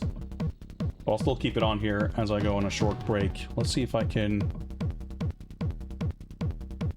do this. That should take care of the audio. Alright, so I will step aside for a few minutes. I'll be back with more heavy recoil right after this.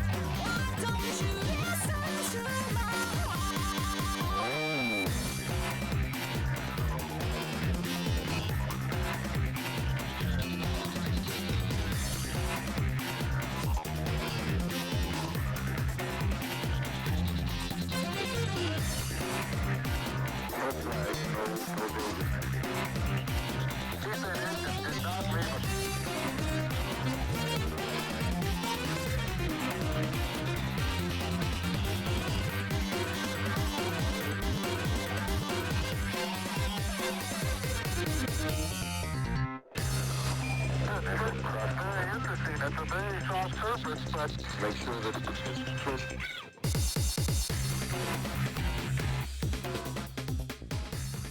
All right, I returned. Can get the game capture back on screen.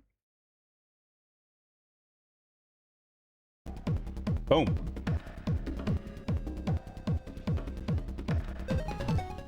Hydrate some more.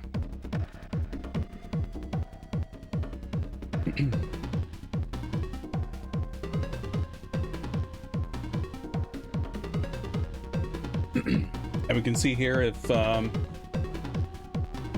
hyperbolic hard mode practice. Speaking of, actually, let's see. Yeah, okay, cool. So we got all the levels up there. Let's see if we will do any better on normal now. We'll see if I can learn or remember what's the optimal route. If any scientists in chat can help determine how extends work, that's cool.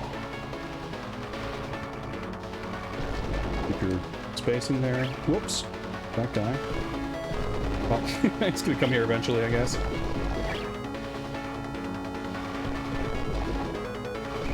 I guess part of me is just like a bit unsure.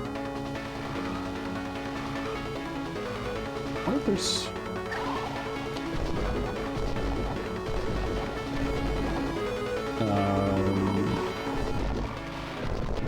Cool. I was wondering if I should maybe... Because this won't last... Like, I can't carry the drone with me to the next level.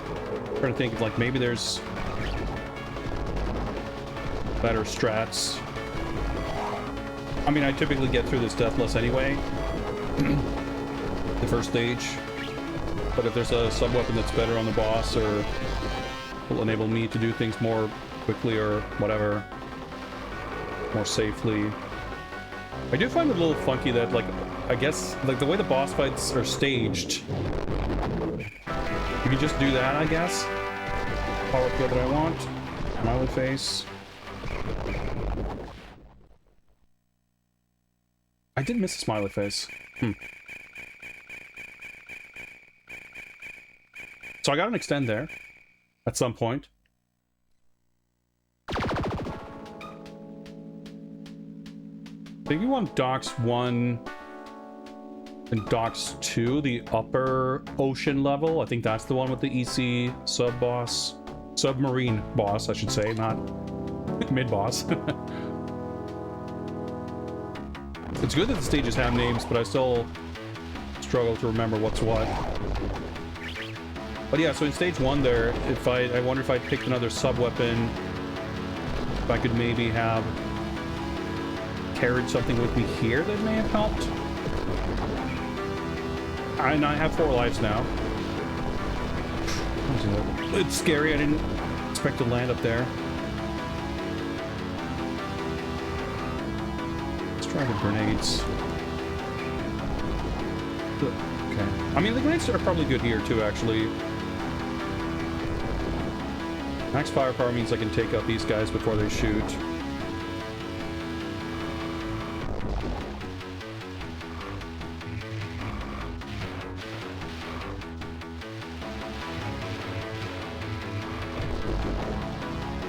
Yeah, I don't know if that's better than the drone. Let's see, do I get another sub-weapon for the boss? I don't think so.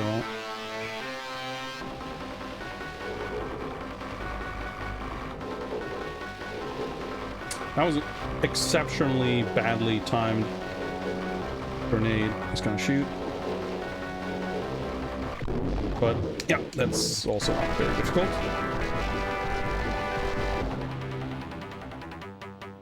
Sub weapons for the sub boss, yeah. It's... I guess I'm not sure if any sub weapons carry over between stages. I don't know that I've actually cleared a stage with sub weapons left, now that I think of it. The Scud is the one, yeah, let's do Convoy. It's hard, I'm gonna get so confused about which level's which.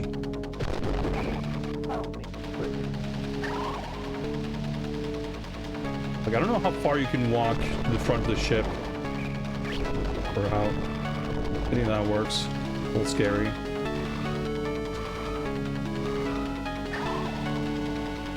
I'm starting to come around on how those weapon pickups work. At first I was like really confused about like how difficult that was, needlessly daring to get what you want, but you do obviously have like control over it. I can't actually get up there, and because there's no timer, you're not really rushed. If you want to try to make sure to get a particular weapon, there's not really anything keeping you from doing that.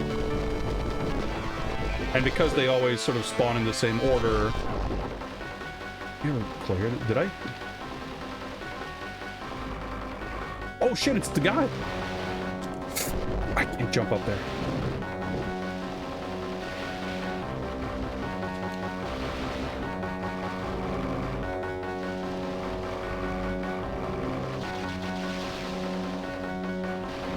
I can jump on this thing.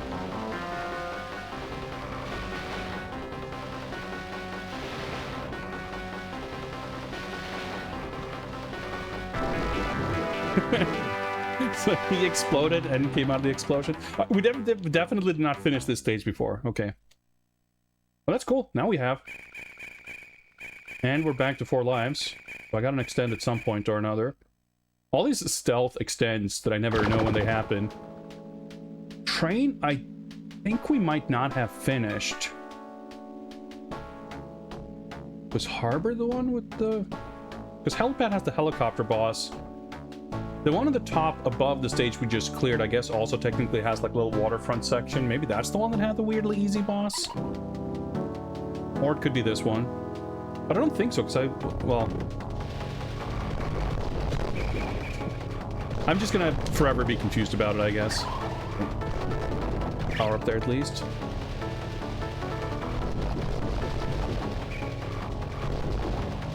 All right, this is this thing.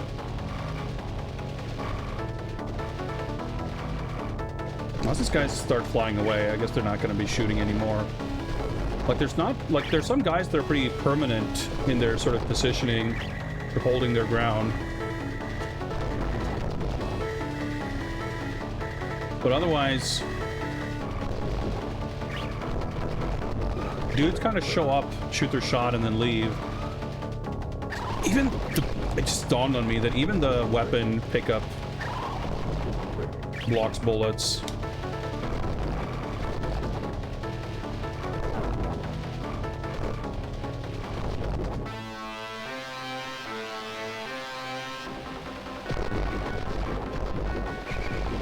Right, yeah, because this, yeah, okay, so let's go over here, and I believe we can ignore the guys, yeah. Pretty simple. I should have just crouched. Probably would have been a good idea for the game to, like, force scroll the camera into the intended boss fight position. But hey, I'll take whatever shortcuts I can get.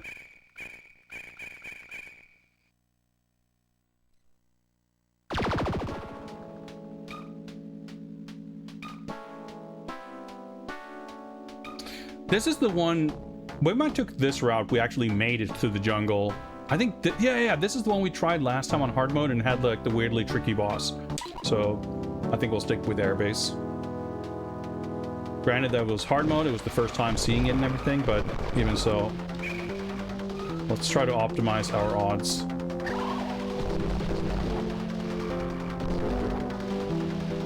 Alright, so we're getting sort of introduced to those napalm. Kind of interesting how the stars fading away mega quickly kind of gives you incentive to not just shooting constantly, because you might not want to destroy things at the edge of the screen, which is like a pretty unusual kind of consideration. Certainly there are games where you're, you know, disincentivized from just holding down the shooting button constantly. But normally it's like, you know, limited ammo or maybe the presence of friendly people you don't want to shoot or what have you. The fact that it's like suboptimal to kill enemies further away in such a specific way. I mean, I guess a lot of shoot 'em ups have you know, medal systems or other like scoring things where literally you're encouraged, like there's an advantage or just a, you know, a power advantage to shooting enemies from very close distance. So as a concept, it's not entirely novel, but it's just an implementation of it, I suppose, that I haven't really... Like, it feels a little unusual, so when you see it, like, in the context of how this game behaves, an extent, it does kind of seem like you get an extent for getting full power. When you have items that drop this way in games, typically they stick around for a while. So when they don't, it feels, I don't want to say like a mistake, but it stands out as like a strange thing.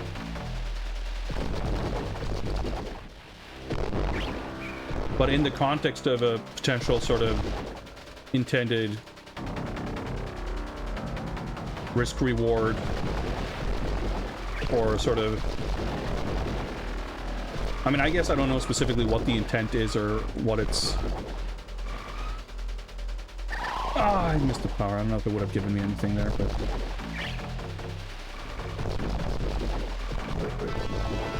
It's even better than not getting this power up.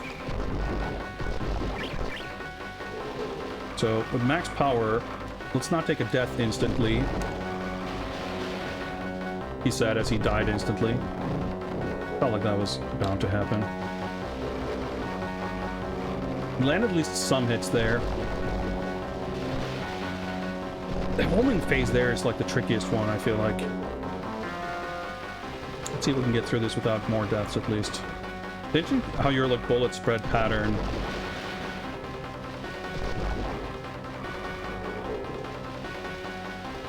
actually affects like what you can hit. Oop, yeah, he got that off. Alright, one death. Honestly, I feel like taking the death is less of a punishment than losing the power-up at this point. Like, now that I'm getting more used to the game. Cave. So is this the elevator? Yeah.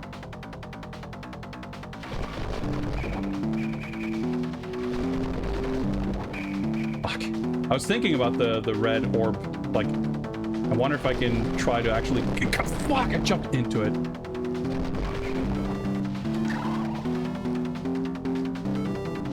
At this point, I'm like unsure if I'll... Oh, wow. Able to keep this for the boss. There's another smiley face, okay.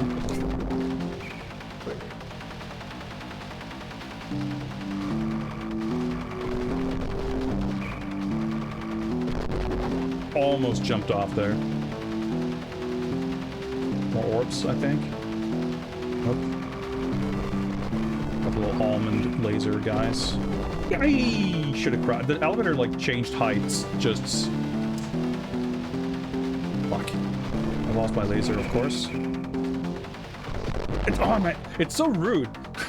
The black ones that drop stars, the stars are like arcing towards you, but the power-up is not.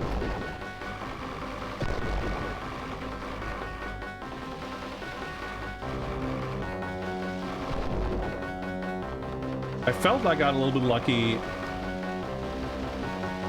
having that never happen the first time.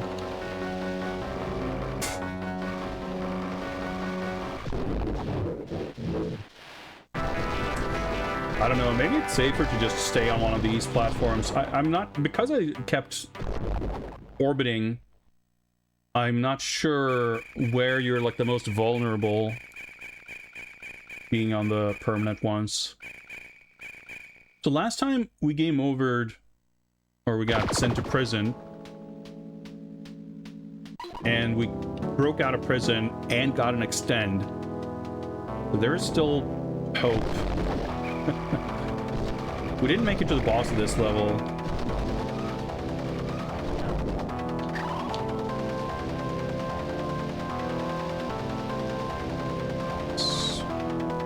Okay. So I guess it's not going to shoot anymore. I think the game in general rewards a bit of patience.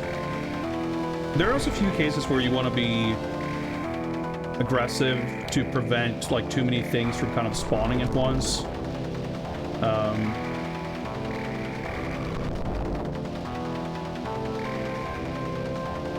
But even those situations I think can be like mitigated by being extra careful not to spawn everything in the first place, like that boss, the gate. Okay, that's officially a PB as far as progress.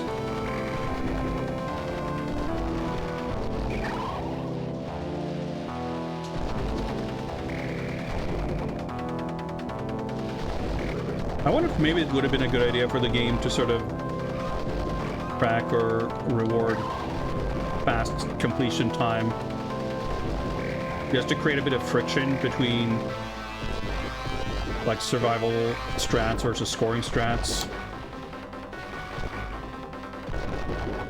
Like I'm fine not having to deal with that. Let's just okay, a little bit. Whoa, shit! Fucking demon head. Okay, I'm pushing the screen all the way because I want to see what he does. Oh, fuck!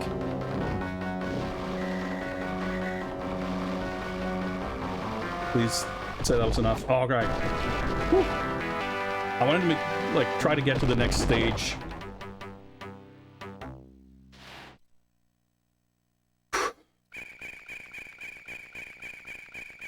I'm just, like, praying for an extend.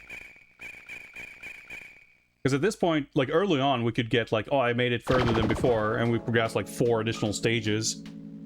Oscar 1 and 2? Let's try Oscar 1, I guess. But now I'm like, I get to the point where I game over with like 1 extra life, and then I was like, well, I guess I can get like a few screens further. I really like the color scheme of this level. It's a nice, refreshing change of pace.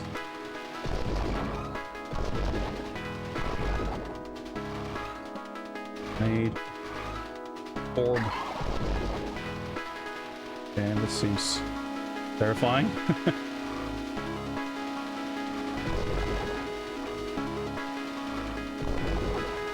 These are difficult to shoot down. Had a feeling there'd be a smiley face. Oh, I hate those homing shots. Luckily, put on a pretty good suppressive wall of fire here to take care of them, but still moving on kind of a razor's edge here. Whoa! I just realized these like missile launch things. Still no extend, but we made it to the boss. Let's be extremely careful. Oh shit, the return of the... Is that Oscar? It's a fucking full-on TÄNZER boss. Multiple phases.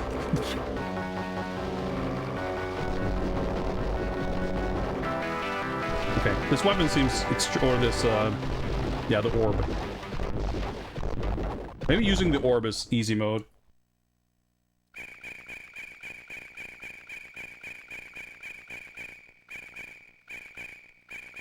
No extends? Fuck. But we're at, we're not at the lowest weapon level. But if we get an early power-up drop... Oh shit, I'm fucking... Okay. Oh, okay. Alright, okay, that's how that works. I was just, like, excited about a new auto-scroller. I wasn't expecting fucking spike balls dropping from the sky, destroying the bridge.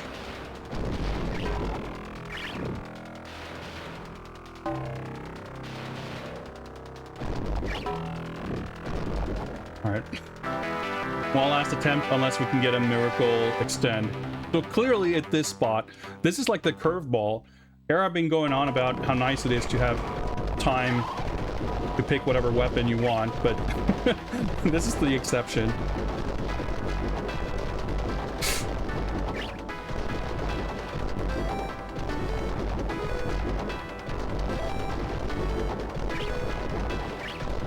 Alright, pretty cool though. So, you know, I'll be ready for this the next time I make it this far.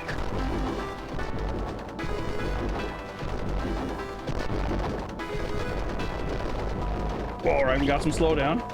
Not a lot of slowdown for the amount of action in this game, so that's pretty, you know, pretty good. It makes it almost satisfying when slowdown does happen. Just that immense amount of action.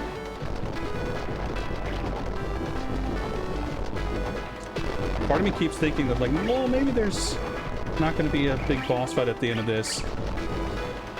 Which is not, you know, the boss fights are cool, and I love that there's a boss in every stage. For the sake of my survival, like, an extend would be nice. Shit, we're still not at max power. Well, there's the boss siren. Oh, no. Man, it's, like, difficult to even hit.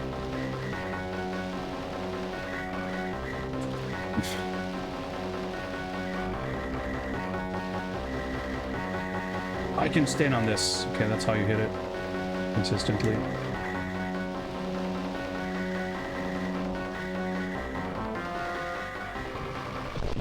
Nice. Okay. Prison break. Proving worthwhile once again.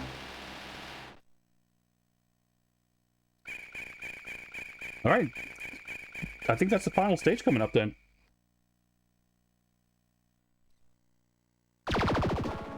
Castle. What's this gonna look like?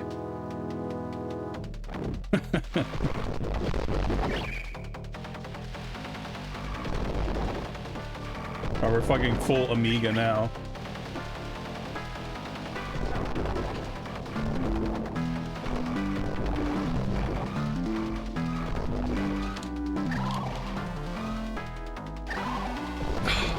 I have the blue gun, but I didn't get an extend or power up. Maybe we can get to 2 million?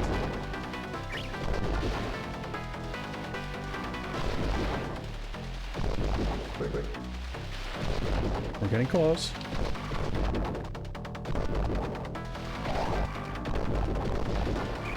Alright, we made it to 2 million and I got an extend. All the sprites disappearing. Right, I don't feel very confident that we would beat the boss, whatever's coming up at the end of this.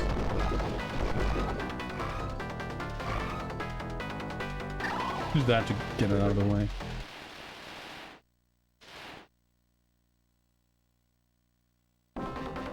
Saida is free!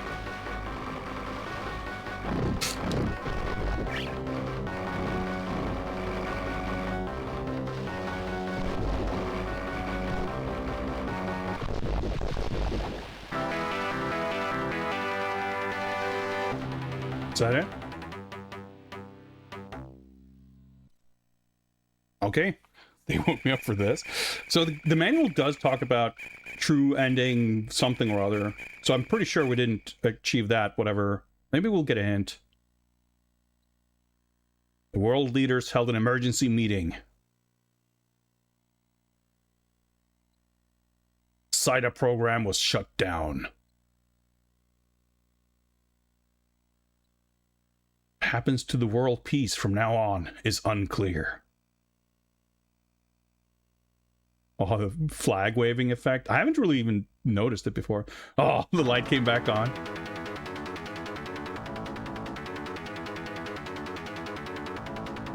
I guess we'll get the full extensive credits from the manual. Yeah, there we go.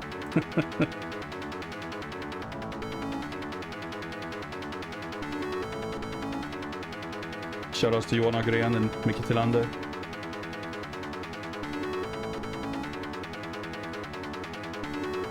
I'm very intrigued. I'm having played earlier builds of this before. I wasn't sure if I thought I would struggle more with the difficulty of the game. Oh, sick! Soon, TÄNZER 2. Oh, the all high score. Okay, now it's time to properly enter the initials here.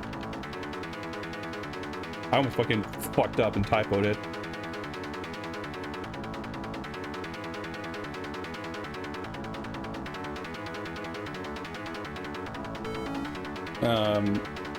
Luckily, I have the developer on speed dial, so I could ask him how that works if I wanted to. But the game, it's really fun. Like it's short and it's intense and it's just like a good time. Yeah, it's an interesting release, I think, because it's normally, or like, broadly, when it comes to modern Mega Drive releases, my general feeling is that, like, I hold them in some ways just sort of the same standards as any game from back then. Or what I mean by that is, like, games can't really coast on the novelty of being a new release for an old system. If you're releasing it as like a commercial thing for money, I think it has to hold up to a certain standard to feel like it's worthwhile. Like, I've been pretty critical of some games released for the Mega Drive and NES and things like that as, like, cool things to do. I'm not against them being released, but I'm not personally maybe super enthusiastic about a game that feels like it would have been a novel, fun, little downloadable thing, but it's in a, €70 package. And I think the highest quality releases feel like they could have been, like, if it had come out back then, it would have been, it could have stood toe to toe. And in some ways, of course, you have the benefit of cheaper storage and other things like technical advancements that give the modern games in some ways kind of an upper hand or an edge. But I think this game, it's interesting to me because I feel like if this game had released this way back then, like, it is so crude and rough around the edges in certain ways. There isn't, like, an awful lot to it, like, in terms of how long, like, the amount of content, so to speak.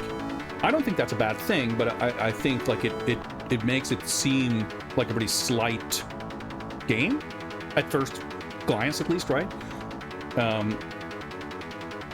But for what it is, like, because it is fun to play and because it feels good, like, it's interesting. I think it has, I don't like this as much as TÄNZER, I don't think, like, on the whole. I think for me, TÄNZER, the theme of this doesn't appeal to me as much. I think the weirdness, the inherent weirdness of the visual presentation ties into the theming of TÄNZER more, like, strongly than it does for this game. I think TÄNZER is, like, elevated by it being weird. This game isn't elevated by that element in the same way. I think it's, like, enjoyable. I can appreciate it. But it's like, with this game, I feel like it's easier to imagine what a more polished version would look like, and imagine that being probably more appealing than this.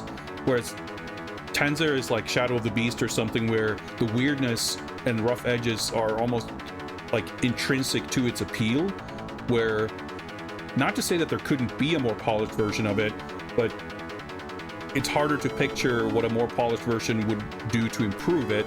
Like, you could easily imagine it being just losing more of its identity by being more sort of polished.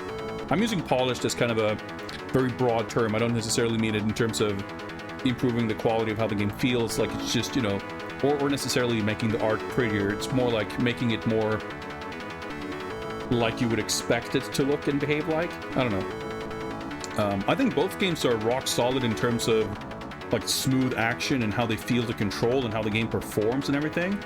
And that's the thing, like there are parts of this that is super polished in terms of how it functions, but it has this veneer of weirdness that I don't mind. I don't have a problem with it, but it makes it feel more like homebrewy, which is why I sort of prefaced the whole thing about talking about, like, does this feel like a good game or good for a homebrew thing, where some elements of the presentation of this make it a little difficult for me to see past its kind of homebrew quality, but I still actually really quite like it. It doesn't have a lot of things that I dislike.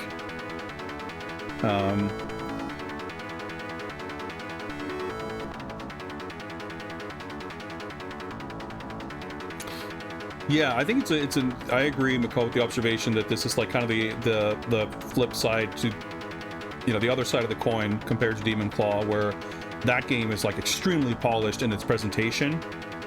But this has like 16 bosses or something. And I agree, like I think this game, just like TÄNZER, I think TÄNZER is a little bit of a lightning in a bottle type situation, where I think, like I said, like thematically, conceptually, the entire package becomes somehow elevated by the amateurish nature of certain parts of it, whereas this doesn't really have that luxury. But I also do genuinely think that a lot of the stuff, I mean, you can look at ZPF as an example, right? I was going to say, you know, pair this programming and design acumen with like high level art and music, and like, yeah, you get something like ZPF, which is, you know, say what you will about whatever other elements of it, but it feels like mega polished, like a super, like it, you know, it feels very different from this. Like that, those are the parts that this game is missing, but the core of like satisfying control and like good pace and just the feel of it, like that can obviously carry it very far, or at least to my sensibilities, you know, it works well and it carries the game far. I think I'm, you know, enough of a fan and kind of enjoyer of some of those more superficial things or presentational aspects that it's easy for me to pinpoint things where like I would, you know, to make a simple comparison, like if this game was exactly what it was, but it looked like Demon Claw, or it had, you know, Xenocrisis' soundtrack or something, like, yeah, it would be more enjoyable as a total package. But it's a cool game, and I think the, like, you know, to what you were saying about the amount of content, like, I agree. Like, I like the fact that this is, like, short. Like, it's like a good arcade game.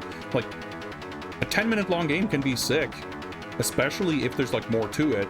But, you know, I've said a million times that I'd rather have a short game that I want to play 20 times than a game where after I finish it once, like, no matter how much I like it, the thought of playing it again just feels like such a chore that I don't, like, it's just a non-starter. Like, and I have that with so many games. Like, if this game was, you know, structured the same way, but you know, a full run takes 2 hours, then, you know, if you game over 2/3 of the way through, it can feel so frustrating and daunting to try to do it right away another time that it's just like, eh. And I think that can be very detrimental. Whereas when it's so short and fast, it's not a problem. Like, I think I made it through stage 1 on the first try here, but I did boot up the cartridge before the stream to make sure it worked. And when I first booted it up, I game overed on stage 1. And like, you can, before you get your bearings, like, you die super quickly.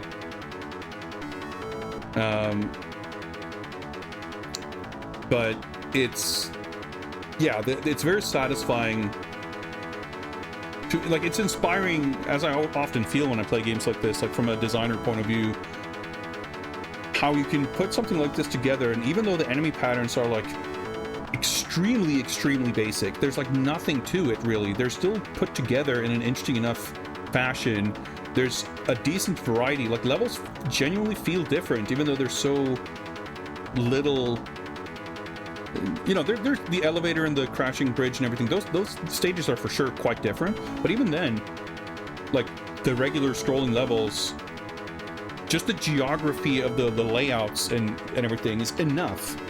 Like when your character has a limited set of abilities to deal with environments, slight changes in environment can change everything. So they do just enough to keep things fresh and interesting, which I really like. Another big raid. Welcome, Bard, broadcaster, and friendly streamer. This music is getting pretty intense. We just finished this game with what I suppose is the bad ending, not the best ending, and ruminating on thought. But this game is pretty sick. Unspeakable horrors. Bardic Broadcast bringing unspeakable horrors as well. Thank you very much for continued support. Appreciate that. But yeah, like even the simplest sort of mechanics and patterns put together in like a satisfying pace, and when you have a character that's fun to control, like it can still feel really good. Like I feel like I've played, you know, not a ton, but let's say at least half a dozen like Contra inspired run and guns, or you know, even some like sort of top down Ikari Warriors Commando style games on Steam or Xbox or whatever. And I can't think of a single one that I liked as much as this, that's actually like fun to play. Like it's always you play 2 levels and it's just kind of like, ugh, there's some feeling of sort of tedium and frustration and annoyance and even boredom with it. And this like just has none of that. Which is fascinating. Like it's a, like I even, you know, thought myself playing this earlier, like when I first touched like these early development versions, like, oh man, I don't know about this. TÄNZER was sick, but I don't know about this. But that's not how I feel about this at all. Like I said, I still prefer TÄNZER, but they have a very similar quality of like, you can die super fast, you game over, and you sit there and go, but maybe I should just you know, try it again. Maybe I should play some more. And I think this is probably even more snappy than TÄNZER. Like I think the levels are shorter. But anyway, welcome Raiders. I guess we ought to play some more. So we clear the game on normal. Let's look at the manual again to see what it said. There's no like statistics. I wasn't really keeping track. There seemed to be an implication that the smiley faces are related to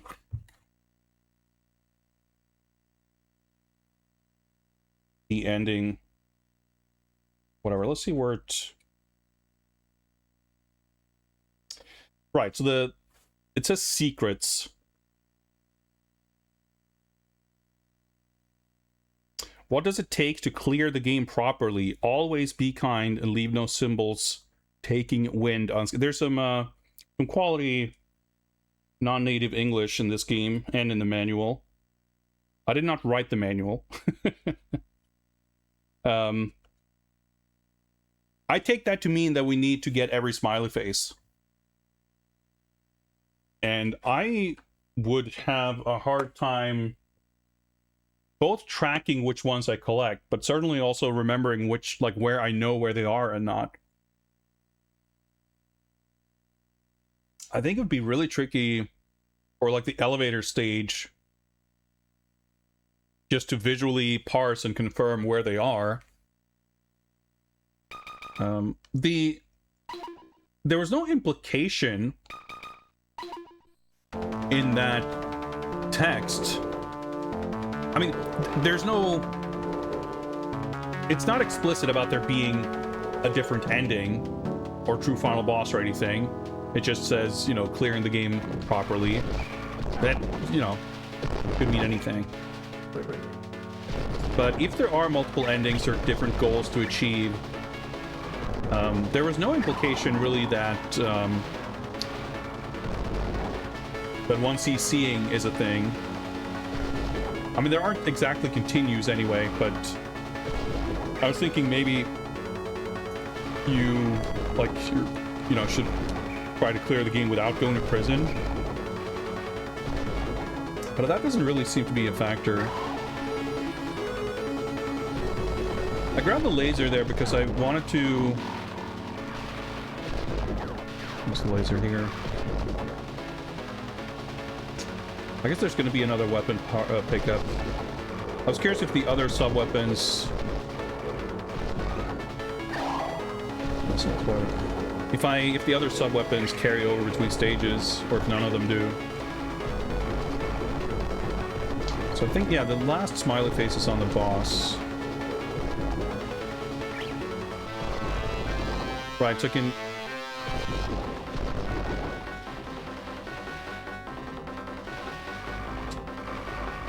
So I think he basically won't even shoot if I'm this far away. So there's some pretty powerful cheese strats here. Oh. I slipped. Right, that's my hubris.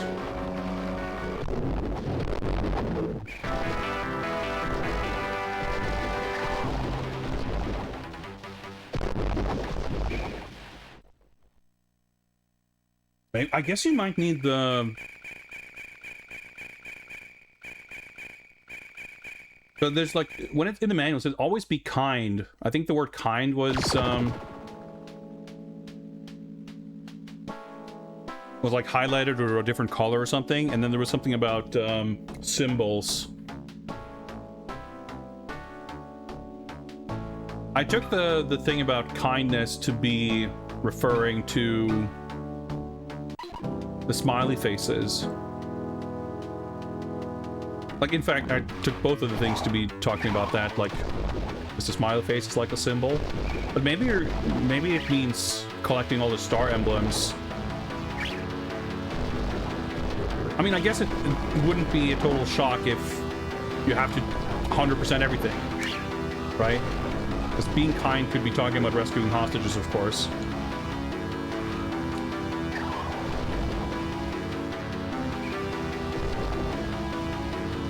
Like, score is a thing, but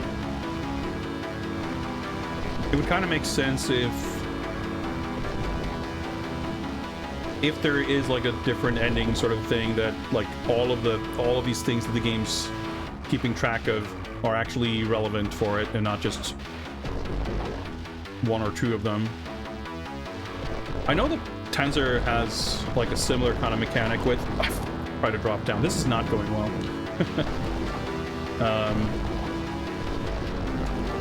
That was really bad. With like the orbs. Oh, I missed a smiley face too. Found it.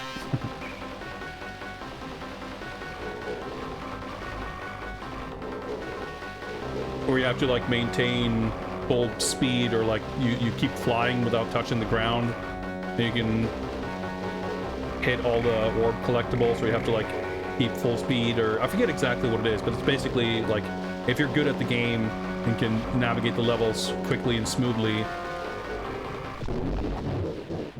you can clear each level like correctly And I guess you do that for every level to get the true ending or something like that. I honestly haven't even played that game that much. I definitely never finished it, so I don't know. I just know that it's like a thing, but I don't know any of the specifics.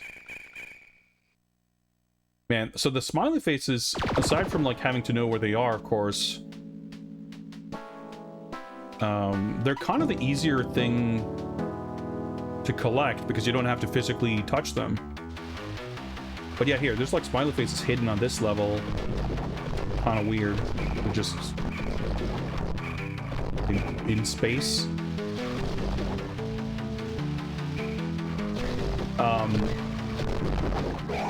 But the stars, you know, they can kind of the red stars. You can shoot a flag somewhere. I tried to let it drop down so I could shoot it out of the water, which would not have made it that much easier to collect the power-up, as it turns out. Yeah, I was trying to figure... yeah, we got 0 smiley faces on this one, by the way. Yeah, this is,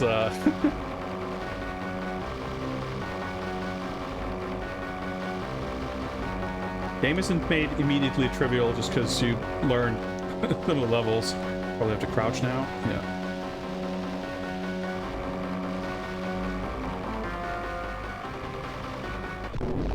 Yeah, the bosses are fun. Like, they're so simple. I wouldn't put these on any kind of most amazing boss fights ever list. And, you know, none of them are huge sort of... 0. Okay, so there are no stars in this one. 0 out of 0. But I missed 3 smiley faces. I wonder if this level is just like... the score potential is really weak. That's definitely going to be a thing, right? Because the levels are so different. Some are just inherently going to have better scoring opportunities than others.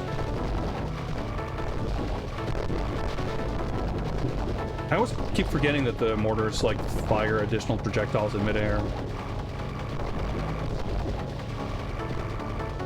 Ah! I got confused about the bullets. I thought that guy had already fired. This is such a fun mechanic too, by the way. It's pretty sick how, like, in the beginning, when I cleared it for the first time, I was like, well, okay, I mean, it's cool, but you know, you don't get a full continue. You just get to play that same level from the start, 0 lives. But we beat the game after clearing the prison break with, like, you know, on the bridge, right? So there were 2 whole levels left, and we still beat the game.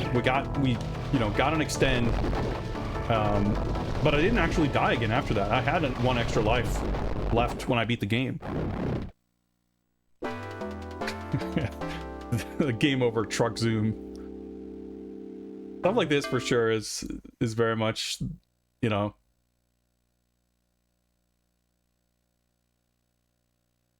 gives that game its kind of weird demo scene, bucket whatever attitude vibes, which they're a little bit charming, I think.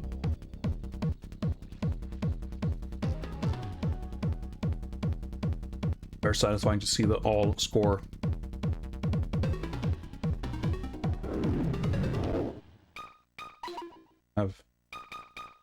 Huh. I wonder if this is, like, considered a bug, but I wonder if you have to... Do we do both Oscar stages? I was gonna say, because we cleared the bridge after the prison break. Maybe that's why it didn't unlock. But maybe something fucked up here, because... Did we play both Oscar stages? No, I can't pick it. Okay. I guess it's just a visual bug. It highlighted the wrong stage. Because that's right. Once we made it to Oscar, we cleared the game from there. And Oscar 1 and Oscar 2 are, like, parallel with each other. But yeah, with the practice mode especially, it's pretty... You know, with the stages being so short, there's no friction or challenge to just booting up a difficult level and see if you can figure out what happens. I think the auto scrollers are probably the trickier ones, and actually all of the ones except this one. The elevator and the scud, like water level, because like in terms of practicing, I mean, I guess this one a little bit, but there doesn't seem to be a lot of kind of tricks and curveballs in this one. It's pretty straightforward. But in terms of finding the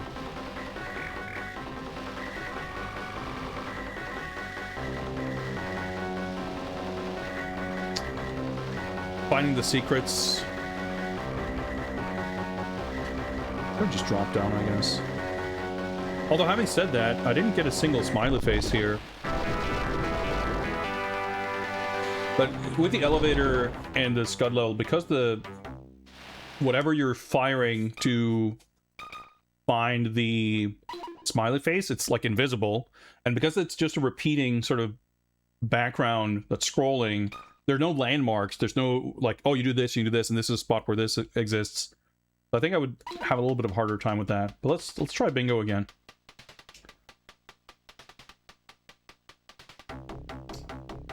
Oh, try this.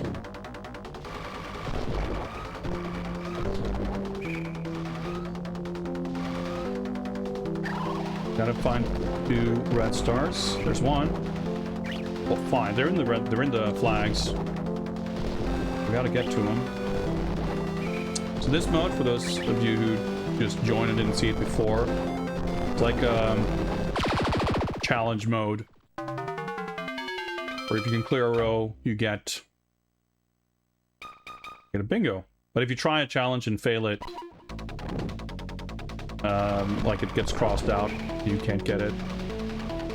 Alright, so now we're actually trying to get stars. Wait, it's just gold stars. Okay, this might be kind of rough. Lasers.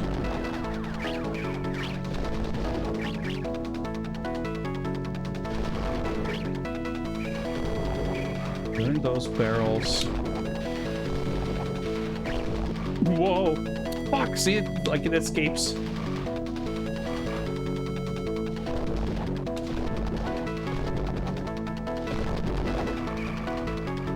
That's gonna give it a gold star. 7.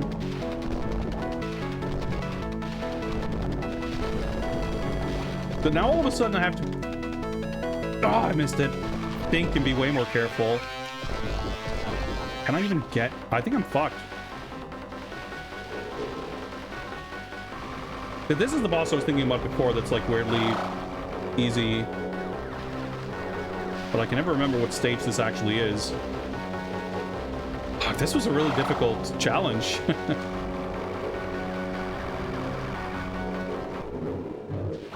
Because... Whoa!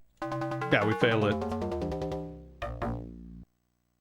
Right, so 15 or 20 silver stars should be a lot easier.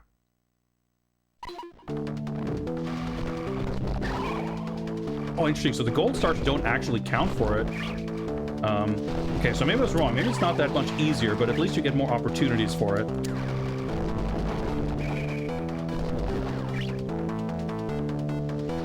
But yeah, all of a sudden... Alright, that's not easy. All smiley face is not super easy. Shit, okay, this is pretty bad here, because now... paint ourselves into a little bit of a corner here.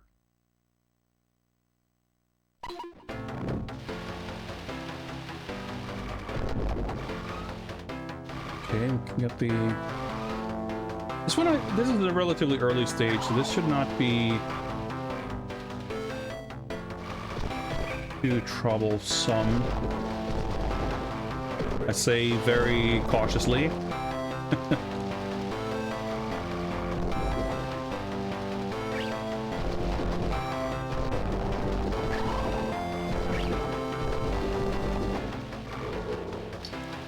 This, which power up in the orb would be very easy. Yep. I was like, oh, that's right. Fuck. I remembered last time. It's like, oh yeah, to make sure to get up, but you might still. Okay. Okay, I can still reach the last guy. All right.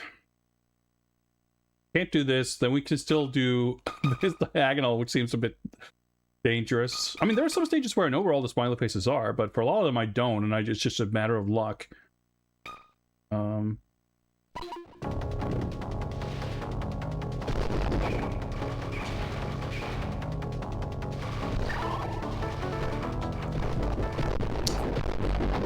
Dude, yeah, the Silver Star challenges are fucked, dude. It's so tricky. Like, I'm so conditioned to not give a shit about the stars, but now all of a sudden... Okay. I was gonna say, I don't know where the smiley faces are here.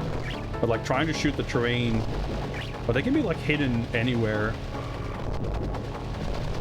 But those, like, corners of a platform, it's usually a good place to look. But that they seem to be hidden in places like that fairly frequently, but they can be hidden anywhere on the ground.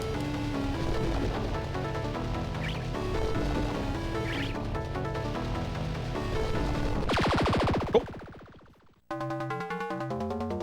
I must have missed one.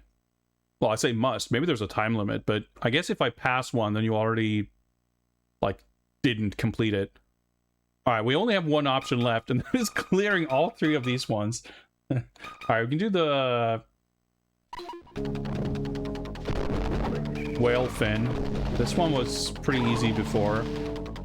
I guess this is the only stage where they show up, which is actually pretty sick. Of these, like, unique enemies. Should be showing up here. Okay, 3 hostages. Well, there's one right there. That's a good start.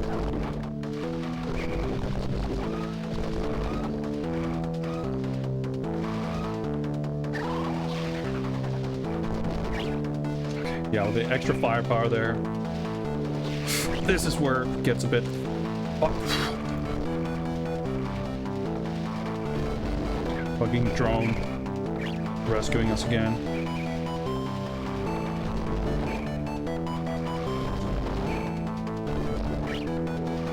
These are pretty tough to deal with. It is interesting that the orb follows you with a bit of a delay if you move a lot. Thank you for the follow. I can't quite take my eyes off the game currently. Man, getting a gold star challenge on this stage would be nice. They're a lot easier to collect here. There's a bunch of these helicopters and... Yeah, I was just rushing towards it. All the places to get gold stars. Okay. Can we do a deathless boss with no upgrades? Well, okay, I have to do the whole stage also. Make sure to get the power up.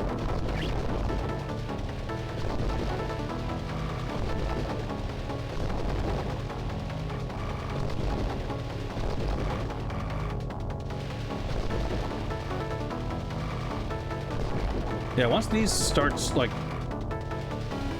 stacking, it can be hard to get, be clear on which have fired or not.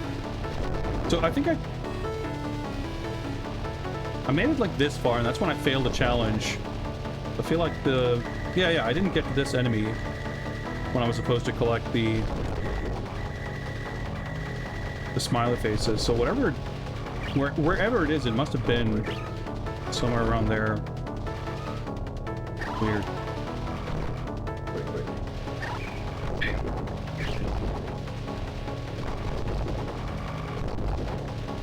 Pretty buff now. We're still missing one power up. I think this is like the easy boss, right?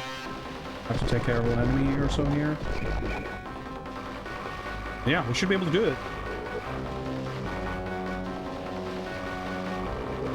Like those. Oh! That was supposed to be an enemy that spawned before you got to the boss fight, I think. Whew. by the skin of our teeth, we got the bingo. I guess you can play this in difficult mode as well.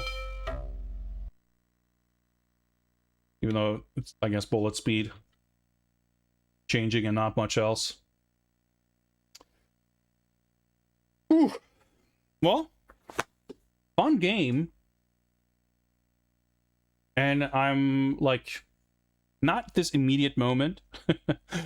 But I'm kind of itching to go back to TÄNZER. I want to play that more. I never played it as much as I would have liked. It's a very cool game.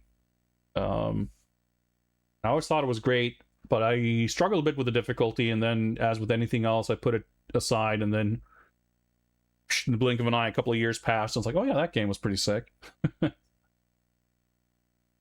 I don't know that I have it in me to continue grinding this today. I frankly was not taking for granted that I would complete the game at all, and I didn't think I would do it this quickly. But I feel very satisfied in having done so, because I'm still slightly in recovery mode after the weekend, even though it's Wednesday. So I think it's not entirely inappropriate to make this a bit of a shorter stream and maybe leave it there. But yeah, this was fun. Like I said earlier, Heavy Recoil out now, question mark. This was on Kickstarter. I don't know if it's purchasable anywhere else at the moment. But you can go to, I guess, widepixelgames.com. It's there's like website, and maybe find more info there. I'm not really sure. I'm a bit out of the loop. But the game's cool. I hope more people get to play and enjoy it. And I hope to eventually figure out, like I said, I guess I have an inside track. I could ask what the requirements are for a true ending or whatever. But just for the satisfaction, like, I guess it would be nice to get like a summary at the end of the game, whether you game over or finish it, to see what your completion stats were. Because it's pretty difficult to keep track of while you're playing, I feel. If there's like a proper true last boss, final stage, whatever, another ending, obviously by the time you get there, you'll know if you got it or not. But in the pursuit of getting to that point, I feel like it would be nice to have a way to measure how close you're getting. Like, did I finish the game? How many smiley faces did I miss? Because at this point, I'd have to review the footage because I have no idea. I feel like something like that would have been really nice to have. Because there's so many stages and so many things to collect that you can't really easily keep track of it. Even on the map screen, if the completed levels had like a different color or indicator or something that you like 100% of that stage, so you could see like your path of 100% completed stages, that'd be extremely satisfying. But still, for a largely one-man project, it's an impressive game, and it feels good to play, and it runs well, and it's pretty fun. I like it. However, I will wrap things up there for today. I need to go outside for a bit to grab some groceries, I think, and then I feel like I should take a nap or something. I'm still in full exhaustion mode for one reason or another. But I'm very, very happy that I finally got to play this. I got my copy in the mail last week, and like on Tuesday last week or something, and I just didn't have the opportunity to stream. And I obviously didn't want to play this off stream. So I've been itching to do this stream, and I'm very happy that I was able to, and I'm happy that it went well. But before we say goodbye for today, first of all, let's mark these review requests as complete. We actually did those. And let's see who's streaming, so I can send you lovely people further along to some other fine folks of some kind. See what's up. We got some Canada Day celebrators. Happy Canada Day. If to those who observe Canada Day, we got Marty.Zone celebrating with a bit of self-flagellation, it looks like, with NES Terminator 1. Quite the game. So why don't we raid Marty and have a happy Canada Day. Thank you very much for everyone hanging out. Thank you for the big raids. Thank you for the subscriptions and follows and just hanging out in chat and having a good time. I'll see you guys in the future. I'll probably be back later this week with something completely different. I have no idea what, but we'll figure it out. Thank you again, and goodbye.